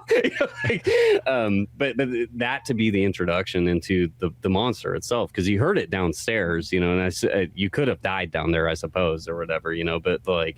This introduction I thought was like really tasteful, because you get the pistol, you go back to the elevator hallway, and you fight your first monster at that point, and it's like, cool, okay. It was a really neat setup, you know.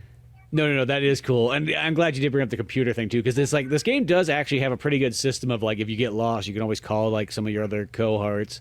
You can literally have the map and all that stuff. The downfall is that should technically just be like literally in your menu items. Like you have this thing in your ear the whole time. Like why, you know, like why can't that just work? And I get it. It's 1996, so the idea of, but then at the same time, it's a sci-fi thing. If this was D, I would be like, okay, I get it. Maybe she has to log into the computer or something like that. Yeah. But we're on a spaceship and like, I don't know, 2,500 or something like that. Yeah, I'm pretty sure they're gonna have some form of Star Trek, like, you know, handheld, like, you know, radio of some kind. So it's too bad that stuff's not in there. But then again, some of the gameplay stuff's kind of designed around, because it's literally two types of games. It's an FMV game, and then it's sort of like a light Doom Light kind of game. Yeah. Yep. So, because like in the Doom Light stuff, you can't really do anything. You can't save when you're in those kind of modes. You can't access like any of that information, map, and all that stuff. And I don't know if it's just one of those ones. Maybe these guys just they bought this, you know, $40,000+ computer, you know. Yeah. They're like, well, we can't figure out how to get these things to work on the same thing here. But we got some really nice looking graphics. Yep.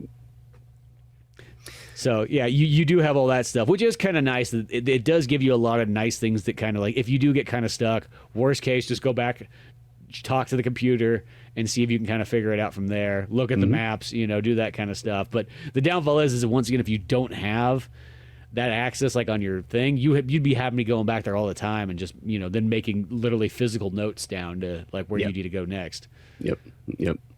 No, absolutely. You know, and again, like it's really similar to D in that regard. Like, there's a lot of artificial difficulty and time lengths here, you know, like just by messing around with all these different systems, and like, it's real easy to get turned around if you don't make that call to what's his face, you know, like, you know, like you can aimlessly explore in here for a while, and it's not like the level design is like very complex or anything.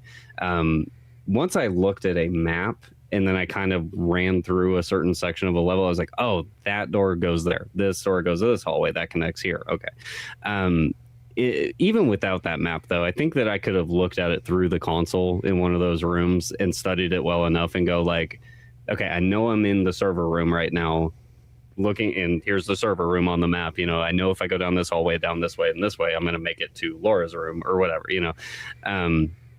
So I think with that, like, you know, it's very much like it's just like a remembering thing, I guess, you know, at that point. But again, the level of design isn't so complex that you're going to get hyper lost. You know, you just may not know what next room you need to go to, what next character you need to talk to, what item you need to pick up, whatever.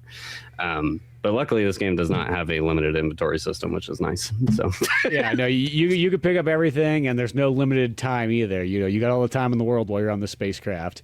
So that's the nice thing. It does give you all that kind of stuff there. And one of those ones, I guess, probably if you did look at that consoles over and over, maybe you'd have even more of a better idea. But once you kind of got the gist of the area, it is kind of easy to go, oh, I just go to this room next, or I go to that one. You just kind of going back and forth. You know, sometimes once it gets to the point where you start having to go up and down the elevator, that can kind of add a little bit more, you know, like where do I need to kind of go next? But for the most part, it's still not too shabby and so on. And then once again, we're just going to keep going farther into this. There is that point where you do see, I think it's when you run like the Japanese dude who's like the programmer of everything and whatnot.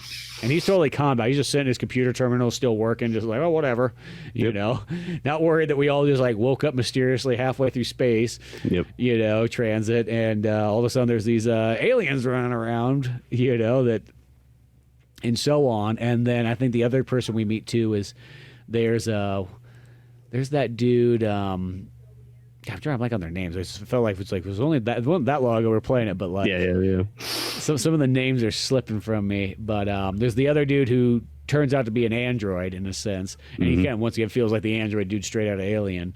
Yep. You know, and you meet him, and before you figure out he's an android, I guess it's like you realize that like he's sort of like Laura's like lover kind of character, because everybody on the spaceship for some reason has almost like a significant other.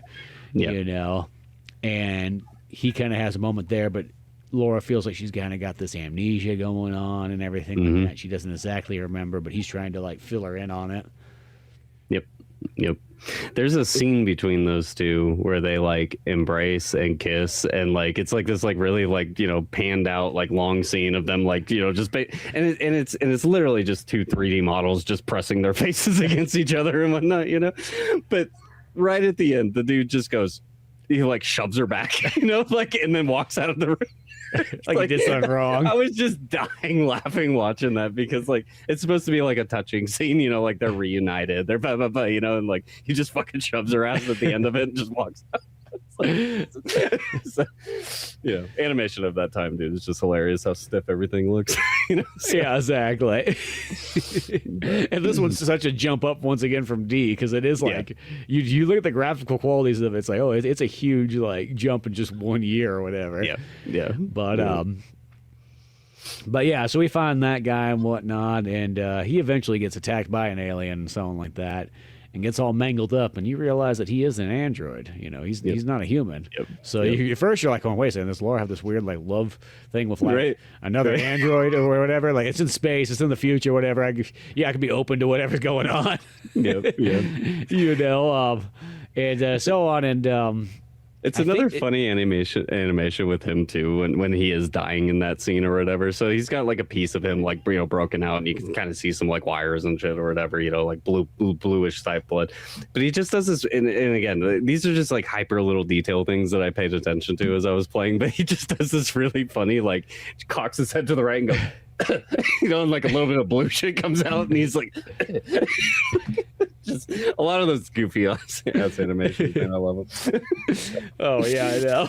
They said they're dying and whatnot like that, trying to explain to you what's going on the ship here. It's too good. It's too good.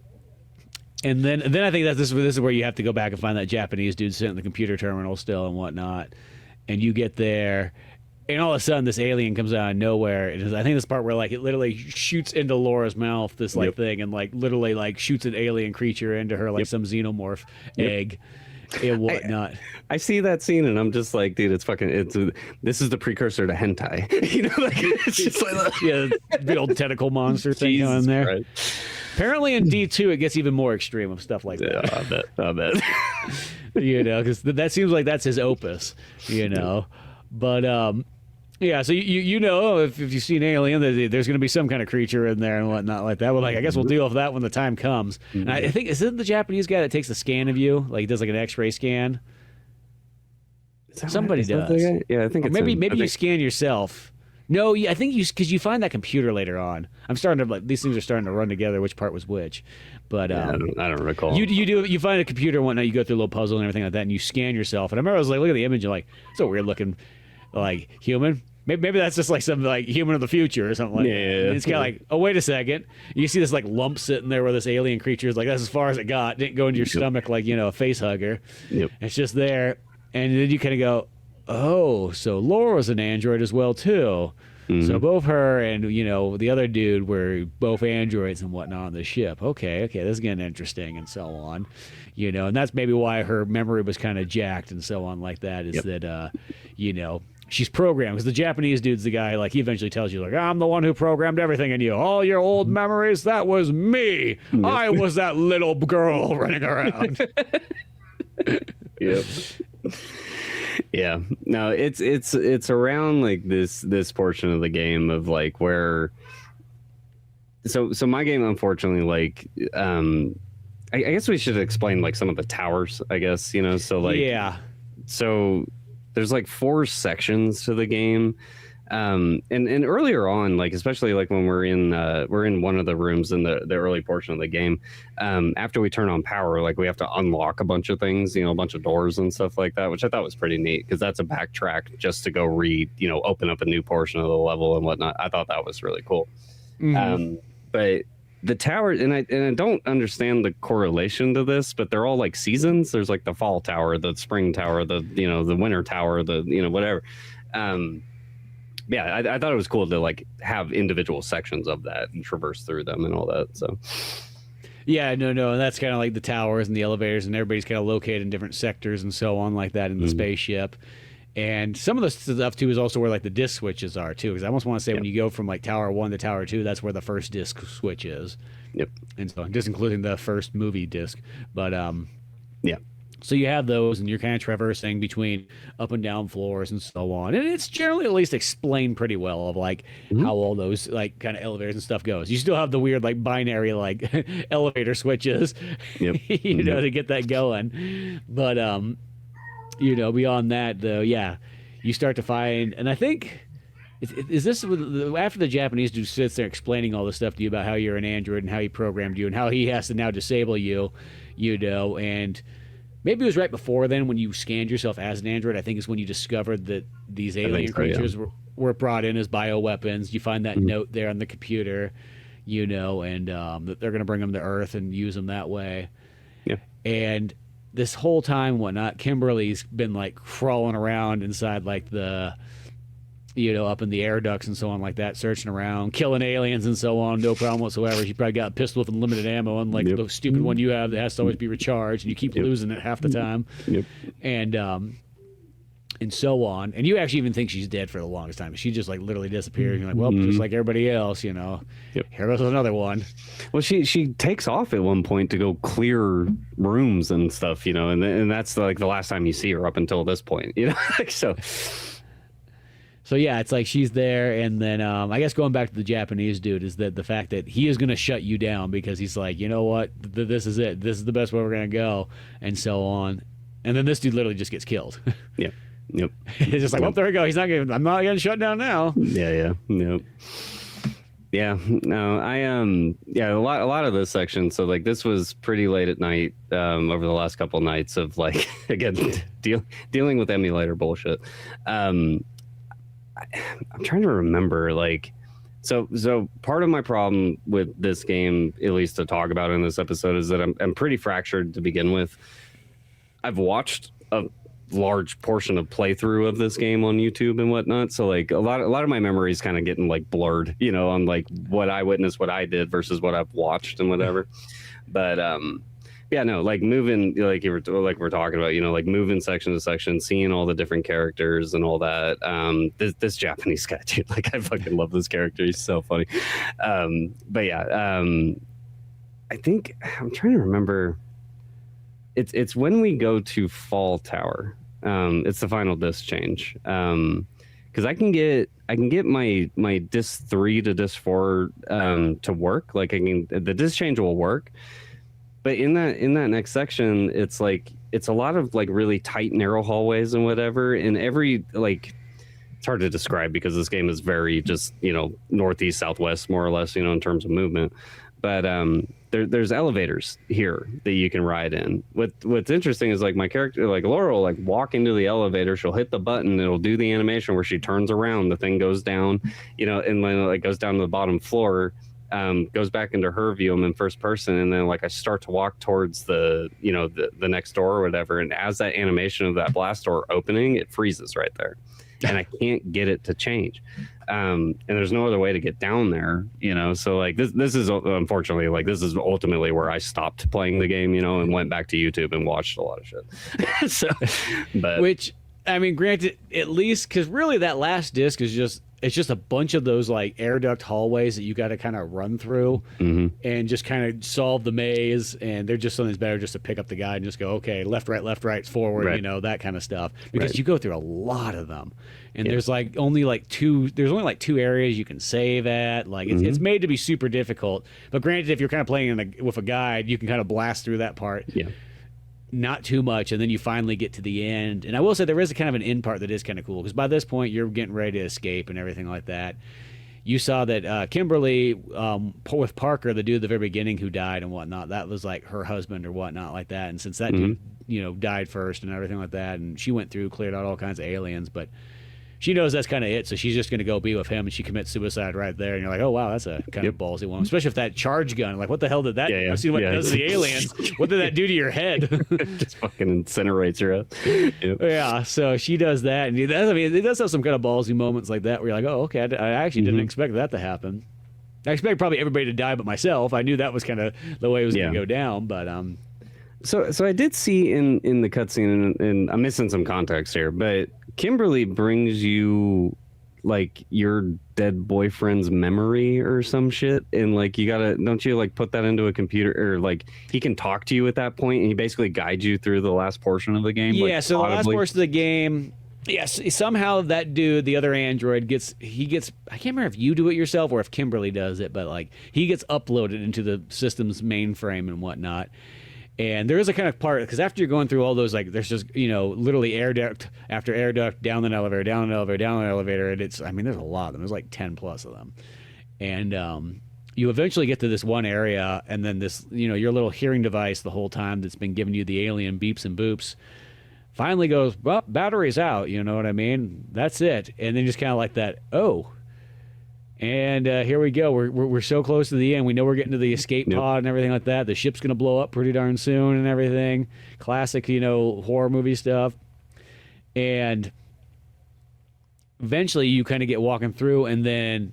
Was that guy's name Daniel? Is that what his name was? For some reason I wanted to say that. That sounds familiar. But he starts guiding you, and this is actually, I actually thought this was a cooler feature than just the beeping one, because you'll be walking through, and then you'll come up there. He's like, go left, go right, go forward, and then they'll be like, turn around. There's a monster there, or he'll say, there's a monster coming up.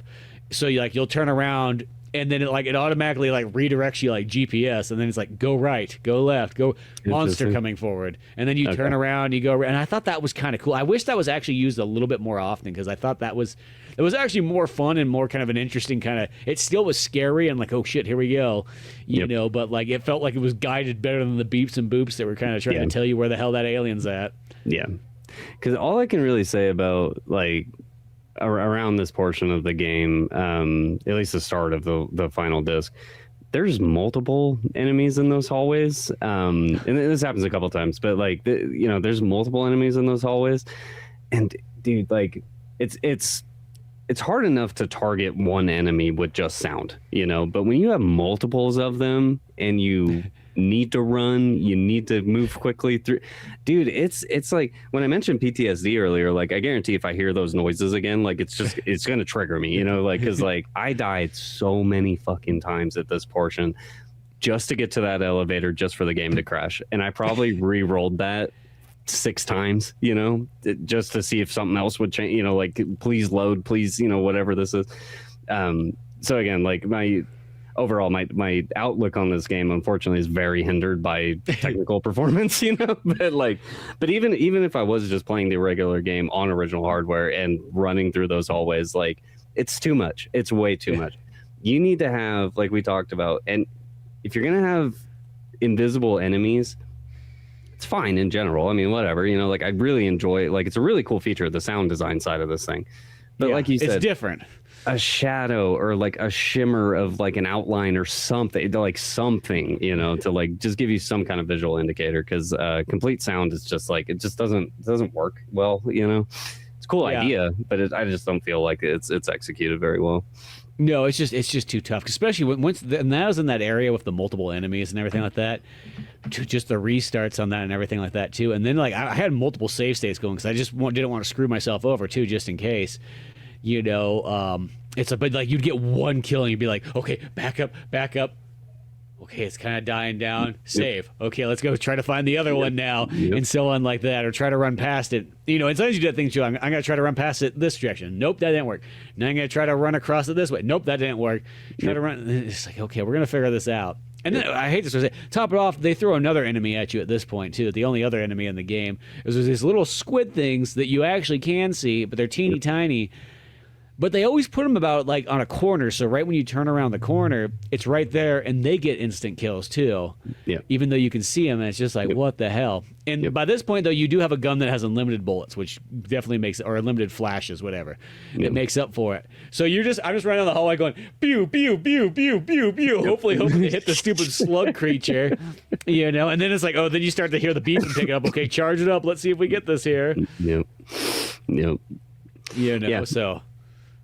So unfortunately, I didn't get to experience hardly any of that. I did vicariously, like through YouTube, but yeah, It's not the same. Yeah, that did look very, you know, and again, like I think if I would have gotten to this portion of the game, experiencing what I had already experienced, you know, like, and then get insta killed by little fucking slugs on the ground that you can barely see. Yeah, there's a lot of frustration. Yeah, no, it's definitely a challenge, you know. And then lo and behold, this is how this game kind of goes. You finally, of course. You or whatever, Alan or whatever his name was, Timothy, Bob, I don't know. David. There we go. That's totally Android name right there. He leads you out of here and whatnot, guides you to like the ship or the escape pod. You get in the escape pod, you know, take on off. For some reason, get naked again too because it's a Japanese thing. Get your escape pod, lay down, you know, get out of here. The whole ship blows up, and you kind of just go off into space and whatnot like that. And that's kind of like, I want to say that's kind of it. I was trying to think if there was something else that happened there towards the total end. That's the scene I saw. And you just fly off into space. And that's kind you just fly off into space, and that's kind of it. And you're like, cool, there we go, done.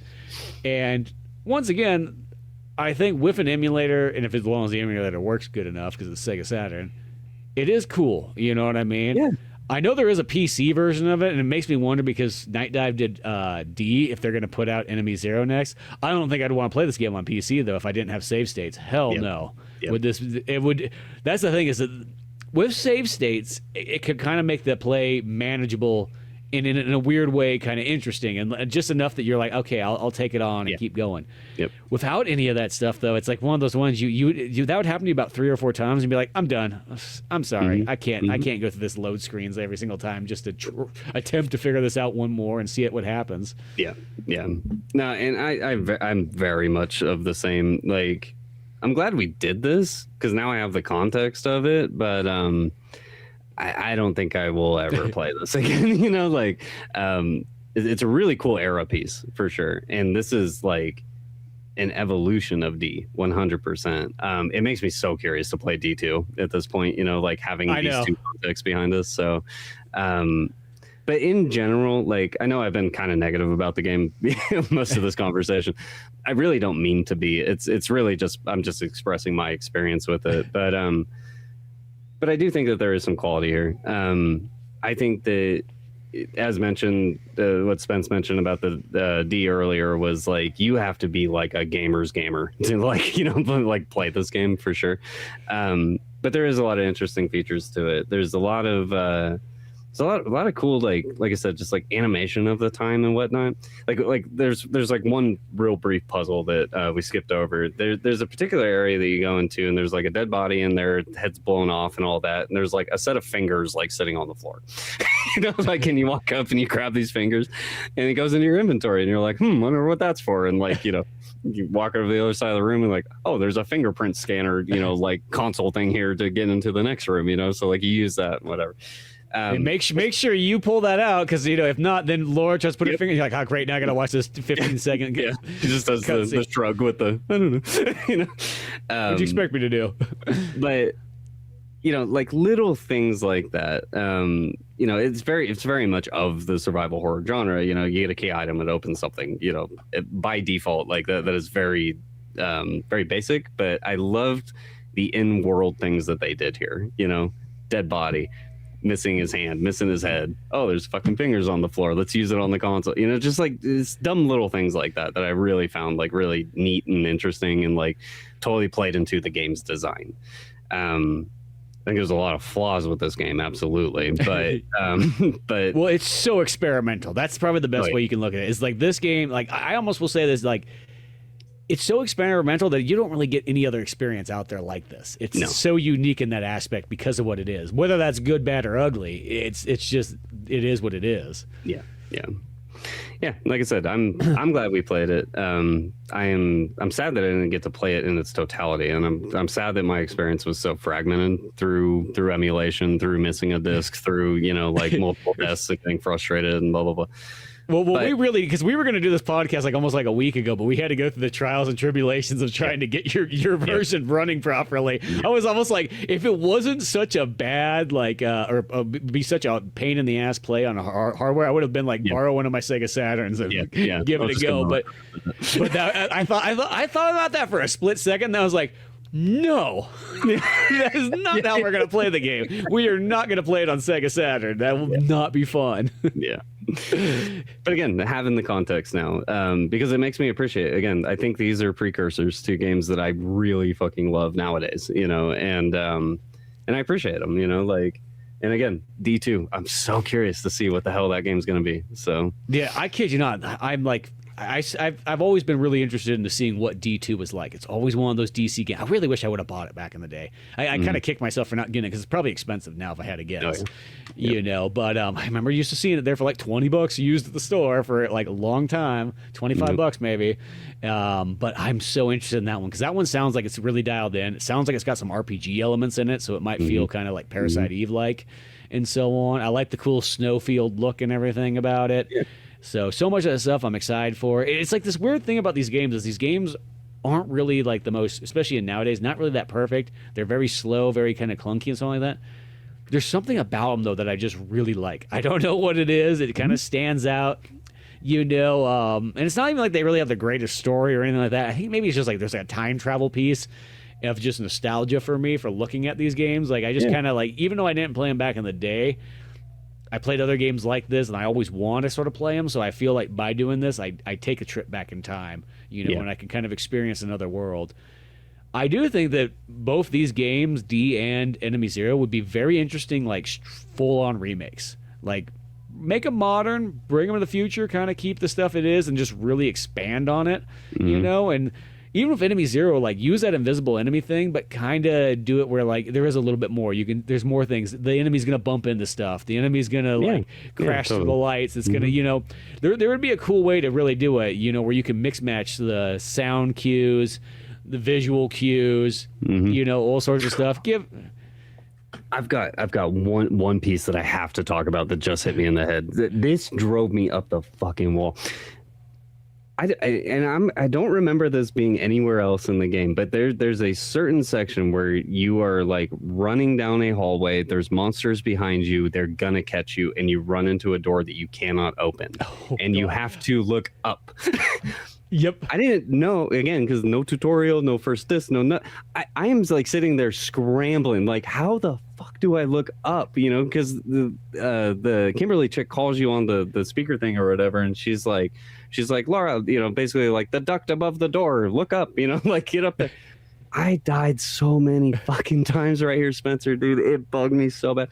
Just to figure out that on my Switch Pro controller, I can hold the right bumper button and push up, and then Laura looks up, and then the animation plays, and it's fine. And it's just like, that part too. I meant to bring that up actually earlier because I thought about it for a second when we were talking about something else, and then that's there. But yeah, and it's the only time in the game that you ever use that button. You don't use it for anything else. And the second that I kind of figured it out, because I bumped it a couple times early on, so I knew that I could, but I couldn't remember. I couldn't remember if it was just one button. Because when I'm looking at the controller, even though we're using it on like a different style, like. I was using the GameSir one and whatnot. That's kind of like a PlayStation shape and everything. But like, whenever I think about like consoles, I always think about them, even on emulation. I always picture them like if I'm playing a Sega Saturn controller. Sure. So I got my ABC, XYZ, and then L and R on the top. That's how a Sega Saturn works, But sometimes on the emulation, depending on how people set it up, it generally plays. They mostly set them up like almost like kind of like a fight pad controller type style and so on like that. So it's AB, XY, and then LR, and then I think ZC is kind of how those go. And so like I was trying to figure out too, I was like, dude, I know it's one of these, like one button makes you like do like a little side strafe where you go dut dut. Yep. Like very I don't know where that was ever. I never used that once because it's just so goofy, but they felt like they had to have it there. And then that looking up thing, and that took me a handful of tries before I figured like that's what you gotta do right there. You know. Yep. And when I realized it was like, R1 and hold up, I'm like, well, that's kind of like Tomb Raider technically. I now just I put two and two together because that's how Tomb Raider works.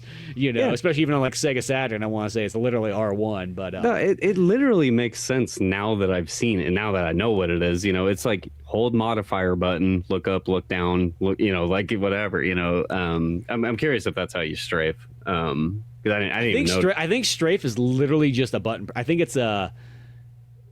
What buttons? I think strafe actually is like X and Y. Well, like Sega Genesis or Sega. Okay, that might have been my triggers then. That might have been after my triggers then. Because I almost want to say, I want to say they were like, if it was a PlayStation controller, it was triangle and square were what the strafe was. Oh, interesting. Give or take once again, if how you had it set up. Because I've always done Sega's controllers differently than sometimes other people do. A lot of times I do like if it's a PlayStation controller, A, B, or A, X, and circle would be my A, B, C. Your three bottom button. Yeah, because mostly when you're playing Sega Genesis games, that's how they kind of are used like that. I kind of get it when they do it this way for like maybe Sega Saturn games, but it still kind of throws me off a little bit. And then I'll put like literally like X is triangle, and then L and R, and then whatever the heck the other ones need to be up there. But X and Z and so on like that, because mostly on those games they're mostly just option stuff. But so it was a little bit of a cluster. And these are those other things too you kind of forget about, but like, when you sometimes go back to an older game and you play it, like it didn't explain any of this stuff to me. I'm like, well, they did. It was called, you had the manual back in the day. Yep. And it was all in there. Yep. But without the manual, it's kind of like one of those ones like, just like how they really didn't expect probably people to like, who the hell is just going to play this game without the manual? You know what I mean? Yeah. Like that wasn't really a concept. It's that is nowadays, but like back in the day, it's like you have the manual. Why don't you just look it up? Oh yeah, yep. But that was goofy. That was a tough one right there. Just to look up, and then it cuts to a cutscene of you going up in the little like air vent and whatnot. But I died a few times on that trying to figure it out. I knew I had to look up, but I was just like, "What the hell button does?" Yeah, this? what is the button? Yep. And the worst part is, I know that I bumped it earlier on when I was trying to figure out the controls, but I didn't realize it was like Tomb Raider style, where you hold it down and then you're able to look. Yep. So I was like, "Oh, okay." Which once again, you never use that ever again. Right. That's what I'm saying. There's just some. Once again, it's this game's so experimental, just like D is as well too, and that's where I kind of give it credit. There was even a thing that Eno did that he had a special edition in Japan that if you paid $2,000 for this game, he would personally come to your house and deliver it. Oh, no shit, really? Yeah, which is funny because I remember Gene Simmons had something like that like 6 years ago, where like he had like this Kiss box thing that had a bunch of cool stuff in it that like he would come personally deliver it. I remember me and Buddy were making the joke, we're like, we should buy that, split it together, because it wasn't. I felt like it was like at first it was only like $4,000 or something like that. I was like, we should just split this and just force Gene to drive all the way out to my house here, a dirt road. Come deliver it. And really soon he like cut that off like a couple months into it. I think he realized that was going to happen. And he's like, "Oh no, you guys just come all meet me in Sacramento or something like that." Like, oh, that's stupid. That's not that. No, brother, you're coming out to Mount Provo. Yeah, I want you driving all the way out here, be like, where the hell am I going? But I thought that was cool that Eno had that. But at the same time, I thought that was kind of weird because really he had like a couple other games that only came out in Japan, because in the US I think we only got D, Enemy Zero, and D2, and there was a couple other like a puzzle game and so on like that. But the fact that he's doing that with Enemy Zero just really like being a sequel to D, and even though D was really successful in Japan, I think that was like one of the best selling games on the 3DO there. That still seems like a lot. If Hideo Kojima did that with Metal Gear Solid 2, it'd make 100% sense. You know what I mean? Like, I would get that. If Shinji Mikami did that with like one of the later day Resident Evil games, it would make total sense. It's kind of hard to believe that like, I wonder how many people bought that. That's, I have no idea. No idea. Yeah, $2,000 for like the dude's second game. Yeah, that's pretty funny. Even like if it was Hideo Kojima bringing you Metal Gear 2, that would seem kind of like, would you be paying $2,000 at that time period for him to come out to your house? Yeah. Yep. Sign that MSX version. I personally would, but just think of it back in the day though, like like if that was your only context of like Hideo was just Metal Gear 1 and 2. Yep. And we haven't even got the Metal Gear Solids yet. Right, exactly. It just seems like that's like an interesting one. But I thought it was kind of cool anyways. But I kid you not, I do think that both of these games, you could just take these core ideas and then just really expand them. in like a remake. Oh yeah, you know, just really go to town on. Like even with D as well, is just like take that cannibalistic, you know, vampire Dracula thing and just add a lot more lore to it. You know, and make it kind of an exploring game. Throw in some actual combat. You know, and just really go to town on it. And the same thing with Enemy Zero, you know, try to maybe separate it a little bit more from Alien and kind of give it its own thing. Yeah. Though I will say, I kid you not, though, Alien Isolation is pretty much literally kind of almost like the remake of this game. Right. Yep. like when I was kind of looking at this game compared to Alien, I'm like, dude, Alien Isolation is really like, it does the same thing as Enemy Zero, just a modern version of that. Yeah, more or less. Yeah. That actually adds more stuff to do eventually, because I've never completed Alien Isolation. No, I tried it out a couple of times, and it is neat. I do like it a lot. It is one of those games that does have the instant kills, which kind of instant kill and then hide and seek mechanics too. You know, which are not particularly great combos, but in this style medium of podcasting, like to force myself to get through it, like I'd like to do that one day for sure. Yeah, because I mean, there's a lot about that game that it's one of those weird games. There's a lot I like about it, and I love Alien anyways. But then there's a lot of stuff in that game too that's like, oh, these are like the things I really dislike in like certain games. So I got like this like love-hate feeling for that game, and I've never really gotten super far. I got a little bit into it, and then you got to battle like the other like, you know, people on board and so on like that. So it's got, you know, that going for it. I remember in the Game Pro review though of like Enemy Zero, after like they gave it such a terrible and like it was so bad that they only gave it a half page, where Resident Evil 2 got like 3 full pages. Enemy Zero got like a half page with like, you know, like a racing game or something like that. Yeah. Something else that was just like whatever. And they're like, you know what? If you want to play a really good game, just go get Alien Trilogy instead. Yeah, there you go. Same experience, just like that. So it's just funny. I just think about it, like it's literally like less than probably 2 years between D and Enemy Zero, and they're not that. I mean, you got the invisible enemy thing, but they're kind of still in that same thing. And it goes from being like we love this game to being like terrible game. Yeah, just instantly changes on it, like, you know. Yep. So, you know, and the weird thing too is I was kind of looking at other reviews, you know, on Enemy Zero, and it has mixed match because some people put it up there as actually kind of a high game back in the day. Like, you know, it got like, I think number 3 Sega Saturn game of the year, you know. So, I mean, that's 1998, so there's probably only so many games. But I was going to say, like, how many games actually launched that year? Yeah, Sega Saturn kind of like petered out by that time. They do have Deep Fear, but that only came out in Europe for some dumb reason. Yeah. Which is one of the best Sega Saturn games. But, yeah, no, at the end of the day, I still really like the experience of these two. They are clunky. They are goofy. You got to be 100% into them, you know. It's hard for me because it's like they're so different, like, you know, than other games. You know, you are playing more of an interactive movie with a little bit more features and so on like that, you know, but at the same time, I have a hard time going like, well, I don't know if I could really you couldn't just recommend this to like most people. I hate to sort of say it. There's few people that I could really go like, dude, I think you'd really dig this, you know? Oh, yeah. But at the same time, I'm so glad we kind of went through these, and it just gets me more and more excited for D2, because I think D2 actually might be the one that stands out quite a bit. Yes. Yes, very much wholeheartedly agree. I think I liked the I think I like the story of D more just because it is so unique, you know, like serial killer, you know, turns into crazy Dracula dad, you know, like that's a crazy narrative. Enemy Zero was very much I wouldn't say it's like predictable, but once I kind of understood the flow of like what that narrative was trying to tell, it's like, oh, exactly what you say. It's fucking Alien, you know, like to a T. It's Japanese Alien, so it's kind of a.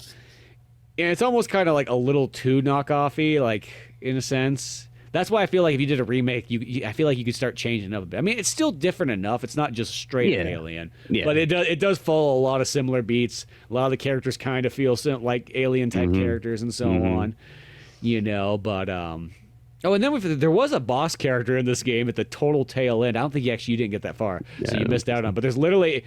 Once you get through all those areas, there's literally like this giant kind of alien, goofy-looking thing there that takes one shot and that's it. It's like, why is the boss like the? Yeah, you just kind of take it out like it's a wall and then carry on. Yep. I don't know if it can kill you or anything. I just shot at it and I was like, oh, that's it. Okay. Yeah, that's the end of it. The little slug guys gave me more trouble than that, you know. Yeah. But no, I'd say in general, I mean, like. Yeah, really hard recommendation. I'm super glad we played this. I have a lot of context now for, like I said, like other games that I actually enjoy. And similar to you, I'm very excited to go check out D2 because I've seen some screenshots, I've seen a little bit of gameplay on that, and I'm like, this looks completely different. So, hell yeah, Yeah, exactly. Now, if we were going to give it the old Resident Evil S ranking system, what would you probably place this one at?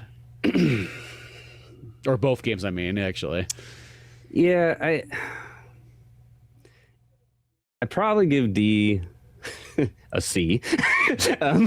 And I think Enemy Zero is... these are both, like, lower C games for me. They're not awful, but they're also not great in today's lens. There's a lot of problems with them, but at the same time, I'm kind of hindered by emulation. So like, this is like a middle of the road style game, like I don't really hate it, but I don't really like it either. It's just like, it was a cool experience. I'm glad I did it. Probably won't ever play again. Yeah, no, I get that. Like, cause in a sense, I'm sort of torn in this weird way that like, I will say gameplay wise, realistically, when you sit down and think about it, they are kind of on the lower end for gameplay wise. D technically kind of almost plays better because you just won't get the instant deaths. Yeah. But for the fact that Enemy Zero does have that, it's a cool concept. Is it well executed? It needs some refining. Like, because I thought about this too. I'm like, this is perfectly example that like Kenji Eno must have like just like said, no, we're doing this. Like, because there's no way this went through a bunch of testers and they're like, yeah, it's good. That's the thing, is it reminds me like it probably didn't pass through a whole lot of other people's hands. Yeah. It was one guy's vision that really wanted to drive this forward. And I think it kind of did need to go through a little bit more. So I think like gameplay wise, yeah, I do think it's about that, C on kind of each one, but then when I feel like I'm like, when I put it in like the old school lens and kind of go back in time and look at it very nostalgically, I like them kind of like more like a B in a sense. Like I like them higher there. So I got this weird, almost middle thing, like there's something about them I really dig, but then at the same time there's like that thing where like you can't kind of deny that like they are clunky in a sense. Oh yeah. Well, I mean, even compared to like other games around this time frame, like you were saying, like Resident Evil was like on the precipice of coming out and whatnot. So like, I even through the nostalgia lens, I almost need to have that type of comparison to see like what were games really like during that time period. I love that you said it. This is very experimental because that's 100% what these games feel like. It's just like they're experiments. They're bridging the gap between traditional movie media into video games, and for that, good on you. Like I very much appreciate it. And again, being precursors towards things that really hit me as a gamer, as an adult nowadays, going like, I really like the Walking Dead Telltale series, and I'm not going to say that D and Enemy Zero are the direct, that's the reason why this game exists. But, again, like throughout history and watching the development of games over time, games like the Walking Dead Telltale series are like evolutions of this, so... Yeah, gotta start somewhere, Yep, that's exactly how it is. Well, and then plus, once again, like Enemy Zero, like if the same month you could go out and buy a game and it's like you can either choose Enemy Zero or Resident Evil 2, or even Quake 2 also came out that same time. That was also in the review. Perfect score all across the board. And Quake's kind of, it's horror action, so it's got all that in there. So it's like, the choices are, it's like, it's one of those ones like Enemy Zero. I just think it just came out that funky time, if it, would have came, probably if it would have came out right at the same time in Japan, it maybe would have been a little bit different. You would have had Resident Evil 1, which I think still would have made this game seem very archaic. Yep. But graphic wise, it would have probably outbeat Resident Evil 1 by just the look and feel of it. Especially by the FMV-ness, but still, I think they're cool. I'd like to see him do something with this. As I said, I was trying to look up what Kenji Eno did past this, and it sounds like he didn't do a whole lot. It sounds like he did a bunch of like miscellaneous little games for like phones and I don't know, Coca-Cola or I don't know what the hell. Like, it looked like a lot of contract work type games. Yeah, it looked like he kind of just felt. Probably what happened is he made these kind of games like, dude, that's it. No more. You don't get to be part of you don't be driving this ship anymore. Yeah. And it's kind of it. It felt like he got like his 5 years of glory, and then like they let that ship sail, and he never really made anything else past that really stands out. Because I was kind of looking for stuff, and I'm like, it didn't look like there was anything. Yeah. And it was kind of a bummer because I was kind of interested. I mean, it seemed like a guy who had just kind of weird ideas. I kind of wanted to see where he'd go with. It reminds me a lot of like Suda 51, just not nearly as dialed in as Suda 51 or Hideo Kojima. You know, he's kind of like the, you know, like your B grade version of those guys. He's the Timu. He's the fucking Timu. Yeah, he's Kojima. He's the Timu Kojima, you know. But that's still kind of interesting because you can still like never have, you know, you could have more, always have more of that stuff. But yeah. By all means, you can check out D pretty darn easily. It's on GOG or Steam for like next to nothing. Like it's like $5 normally, or it goes on sale for like a couple dollars. So that one's easy to check out. And then if you can manage to figure out the emulators properly for Sega Saturn, by all means, check out Enemy Zero if you feel like it. You know, I still think it's cool enough, but you just got to be in the zone for that. Yeah.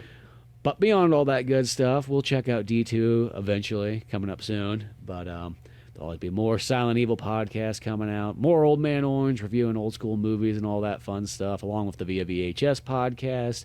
Till then, I'm Spencer Scott Holmes. I am Cameron. And we'll see you some other time.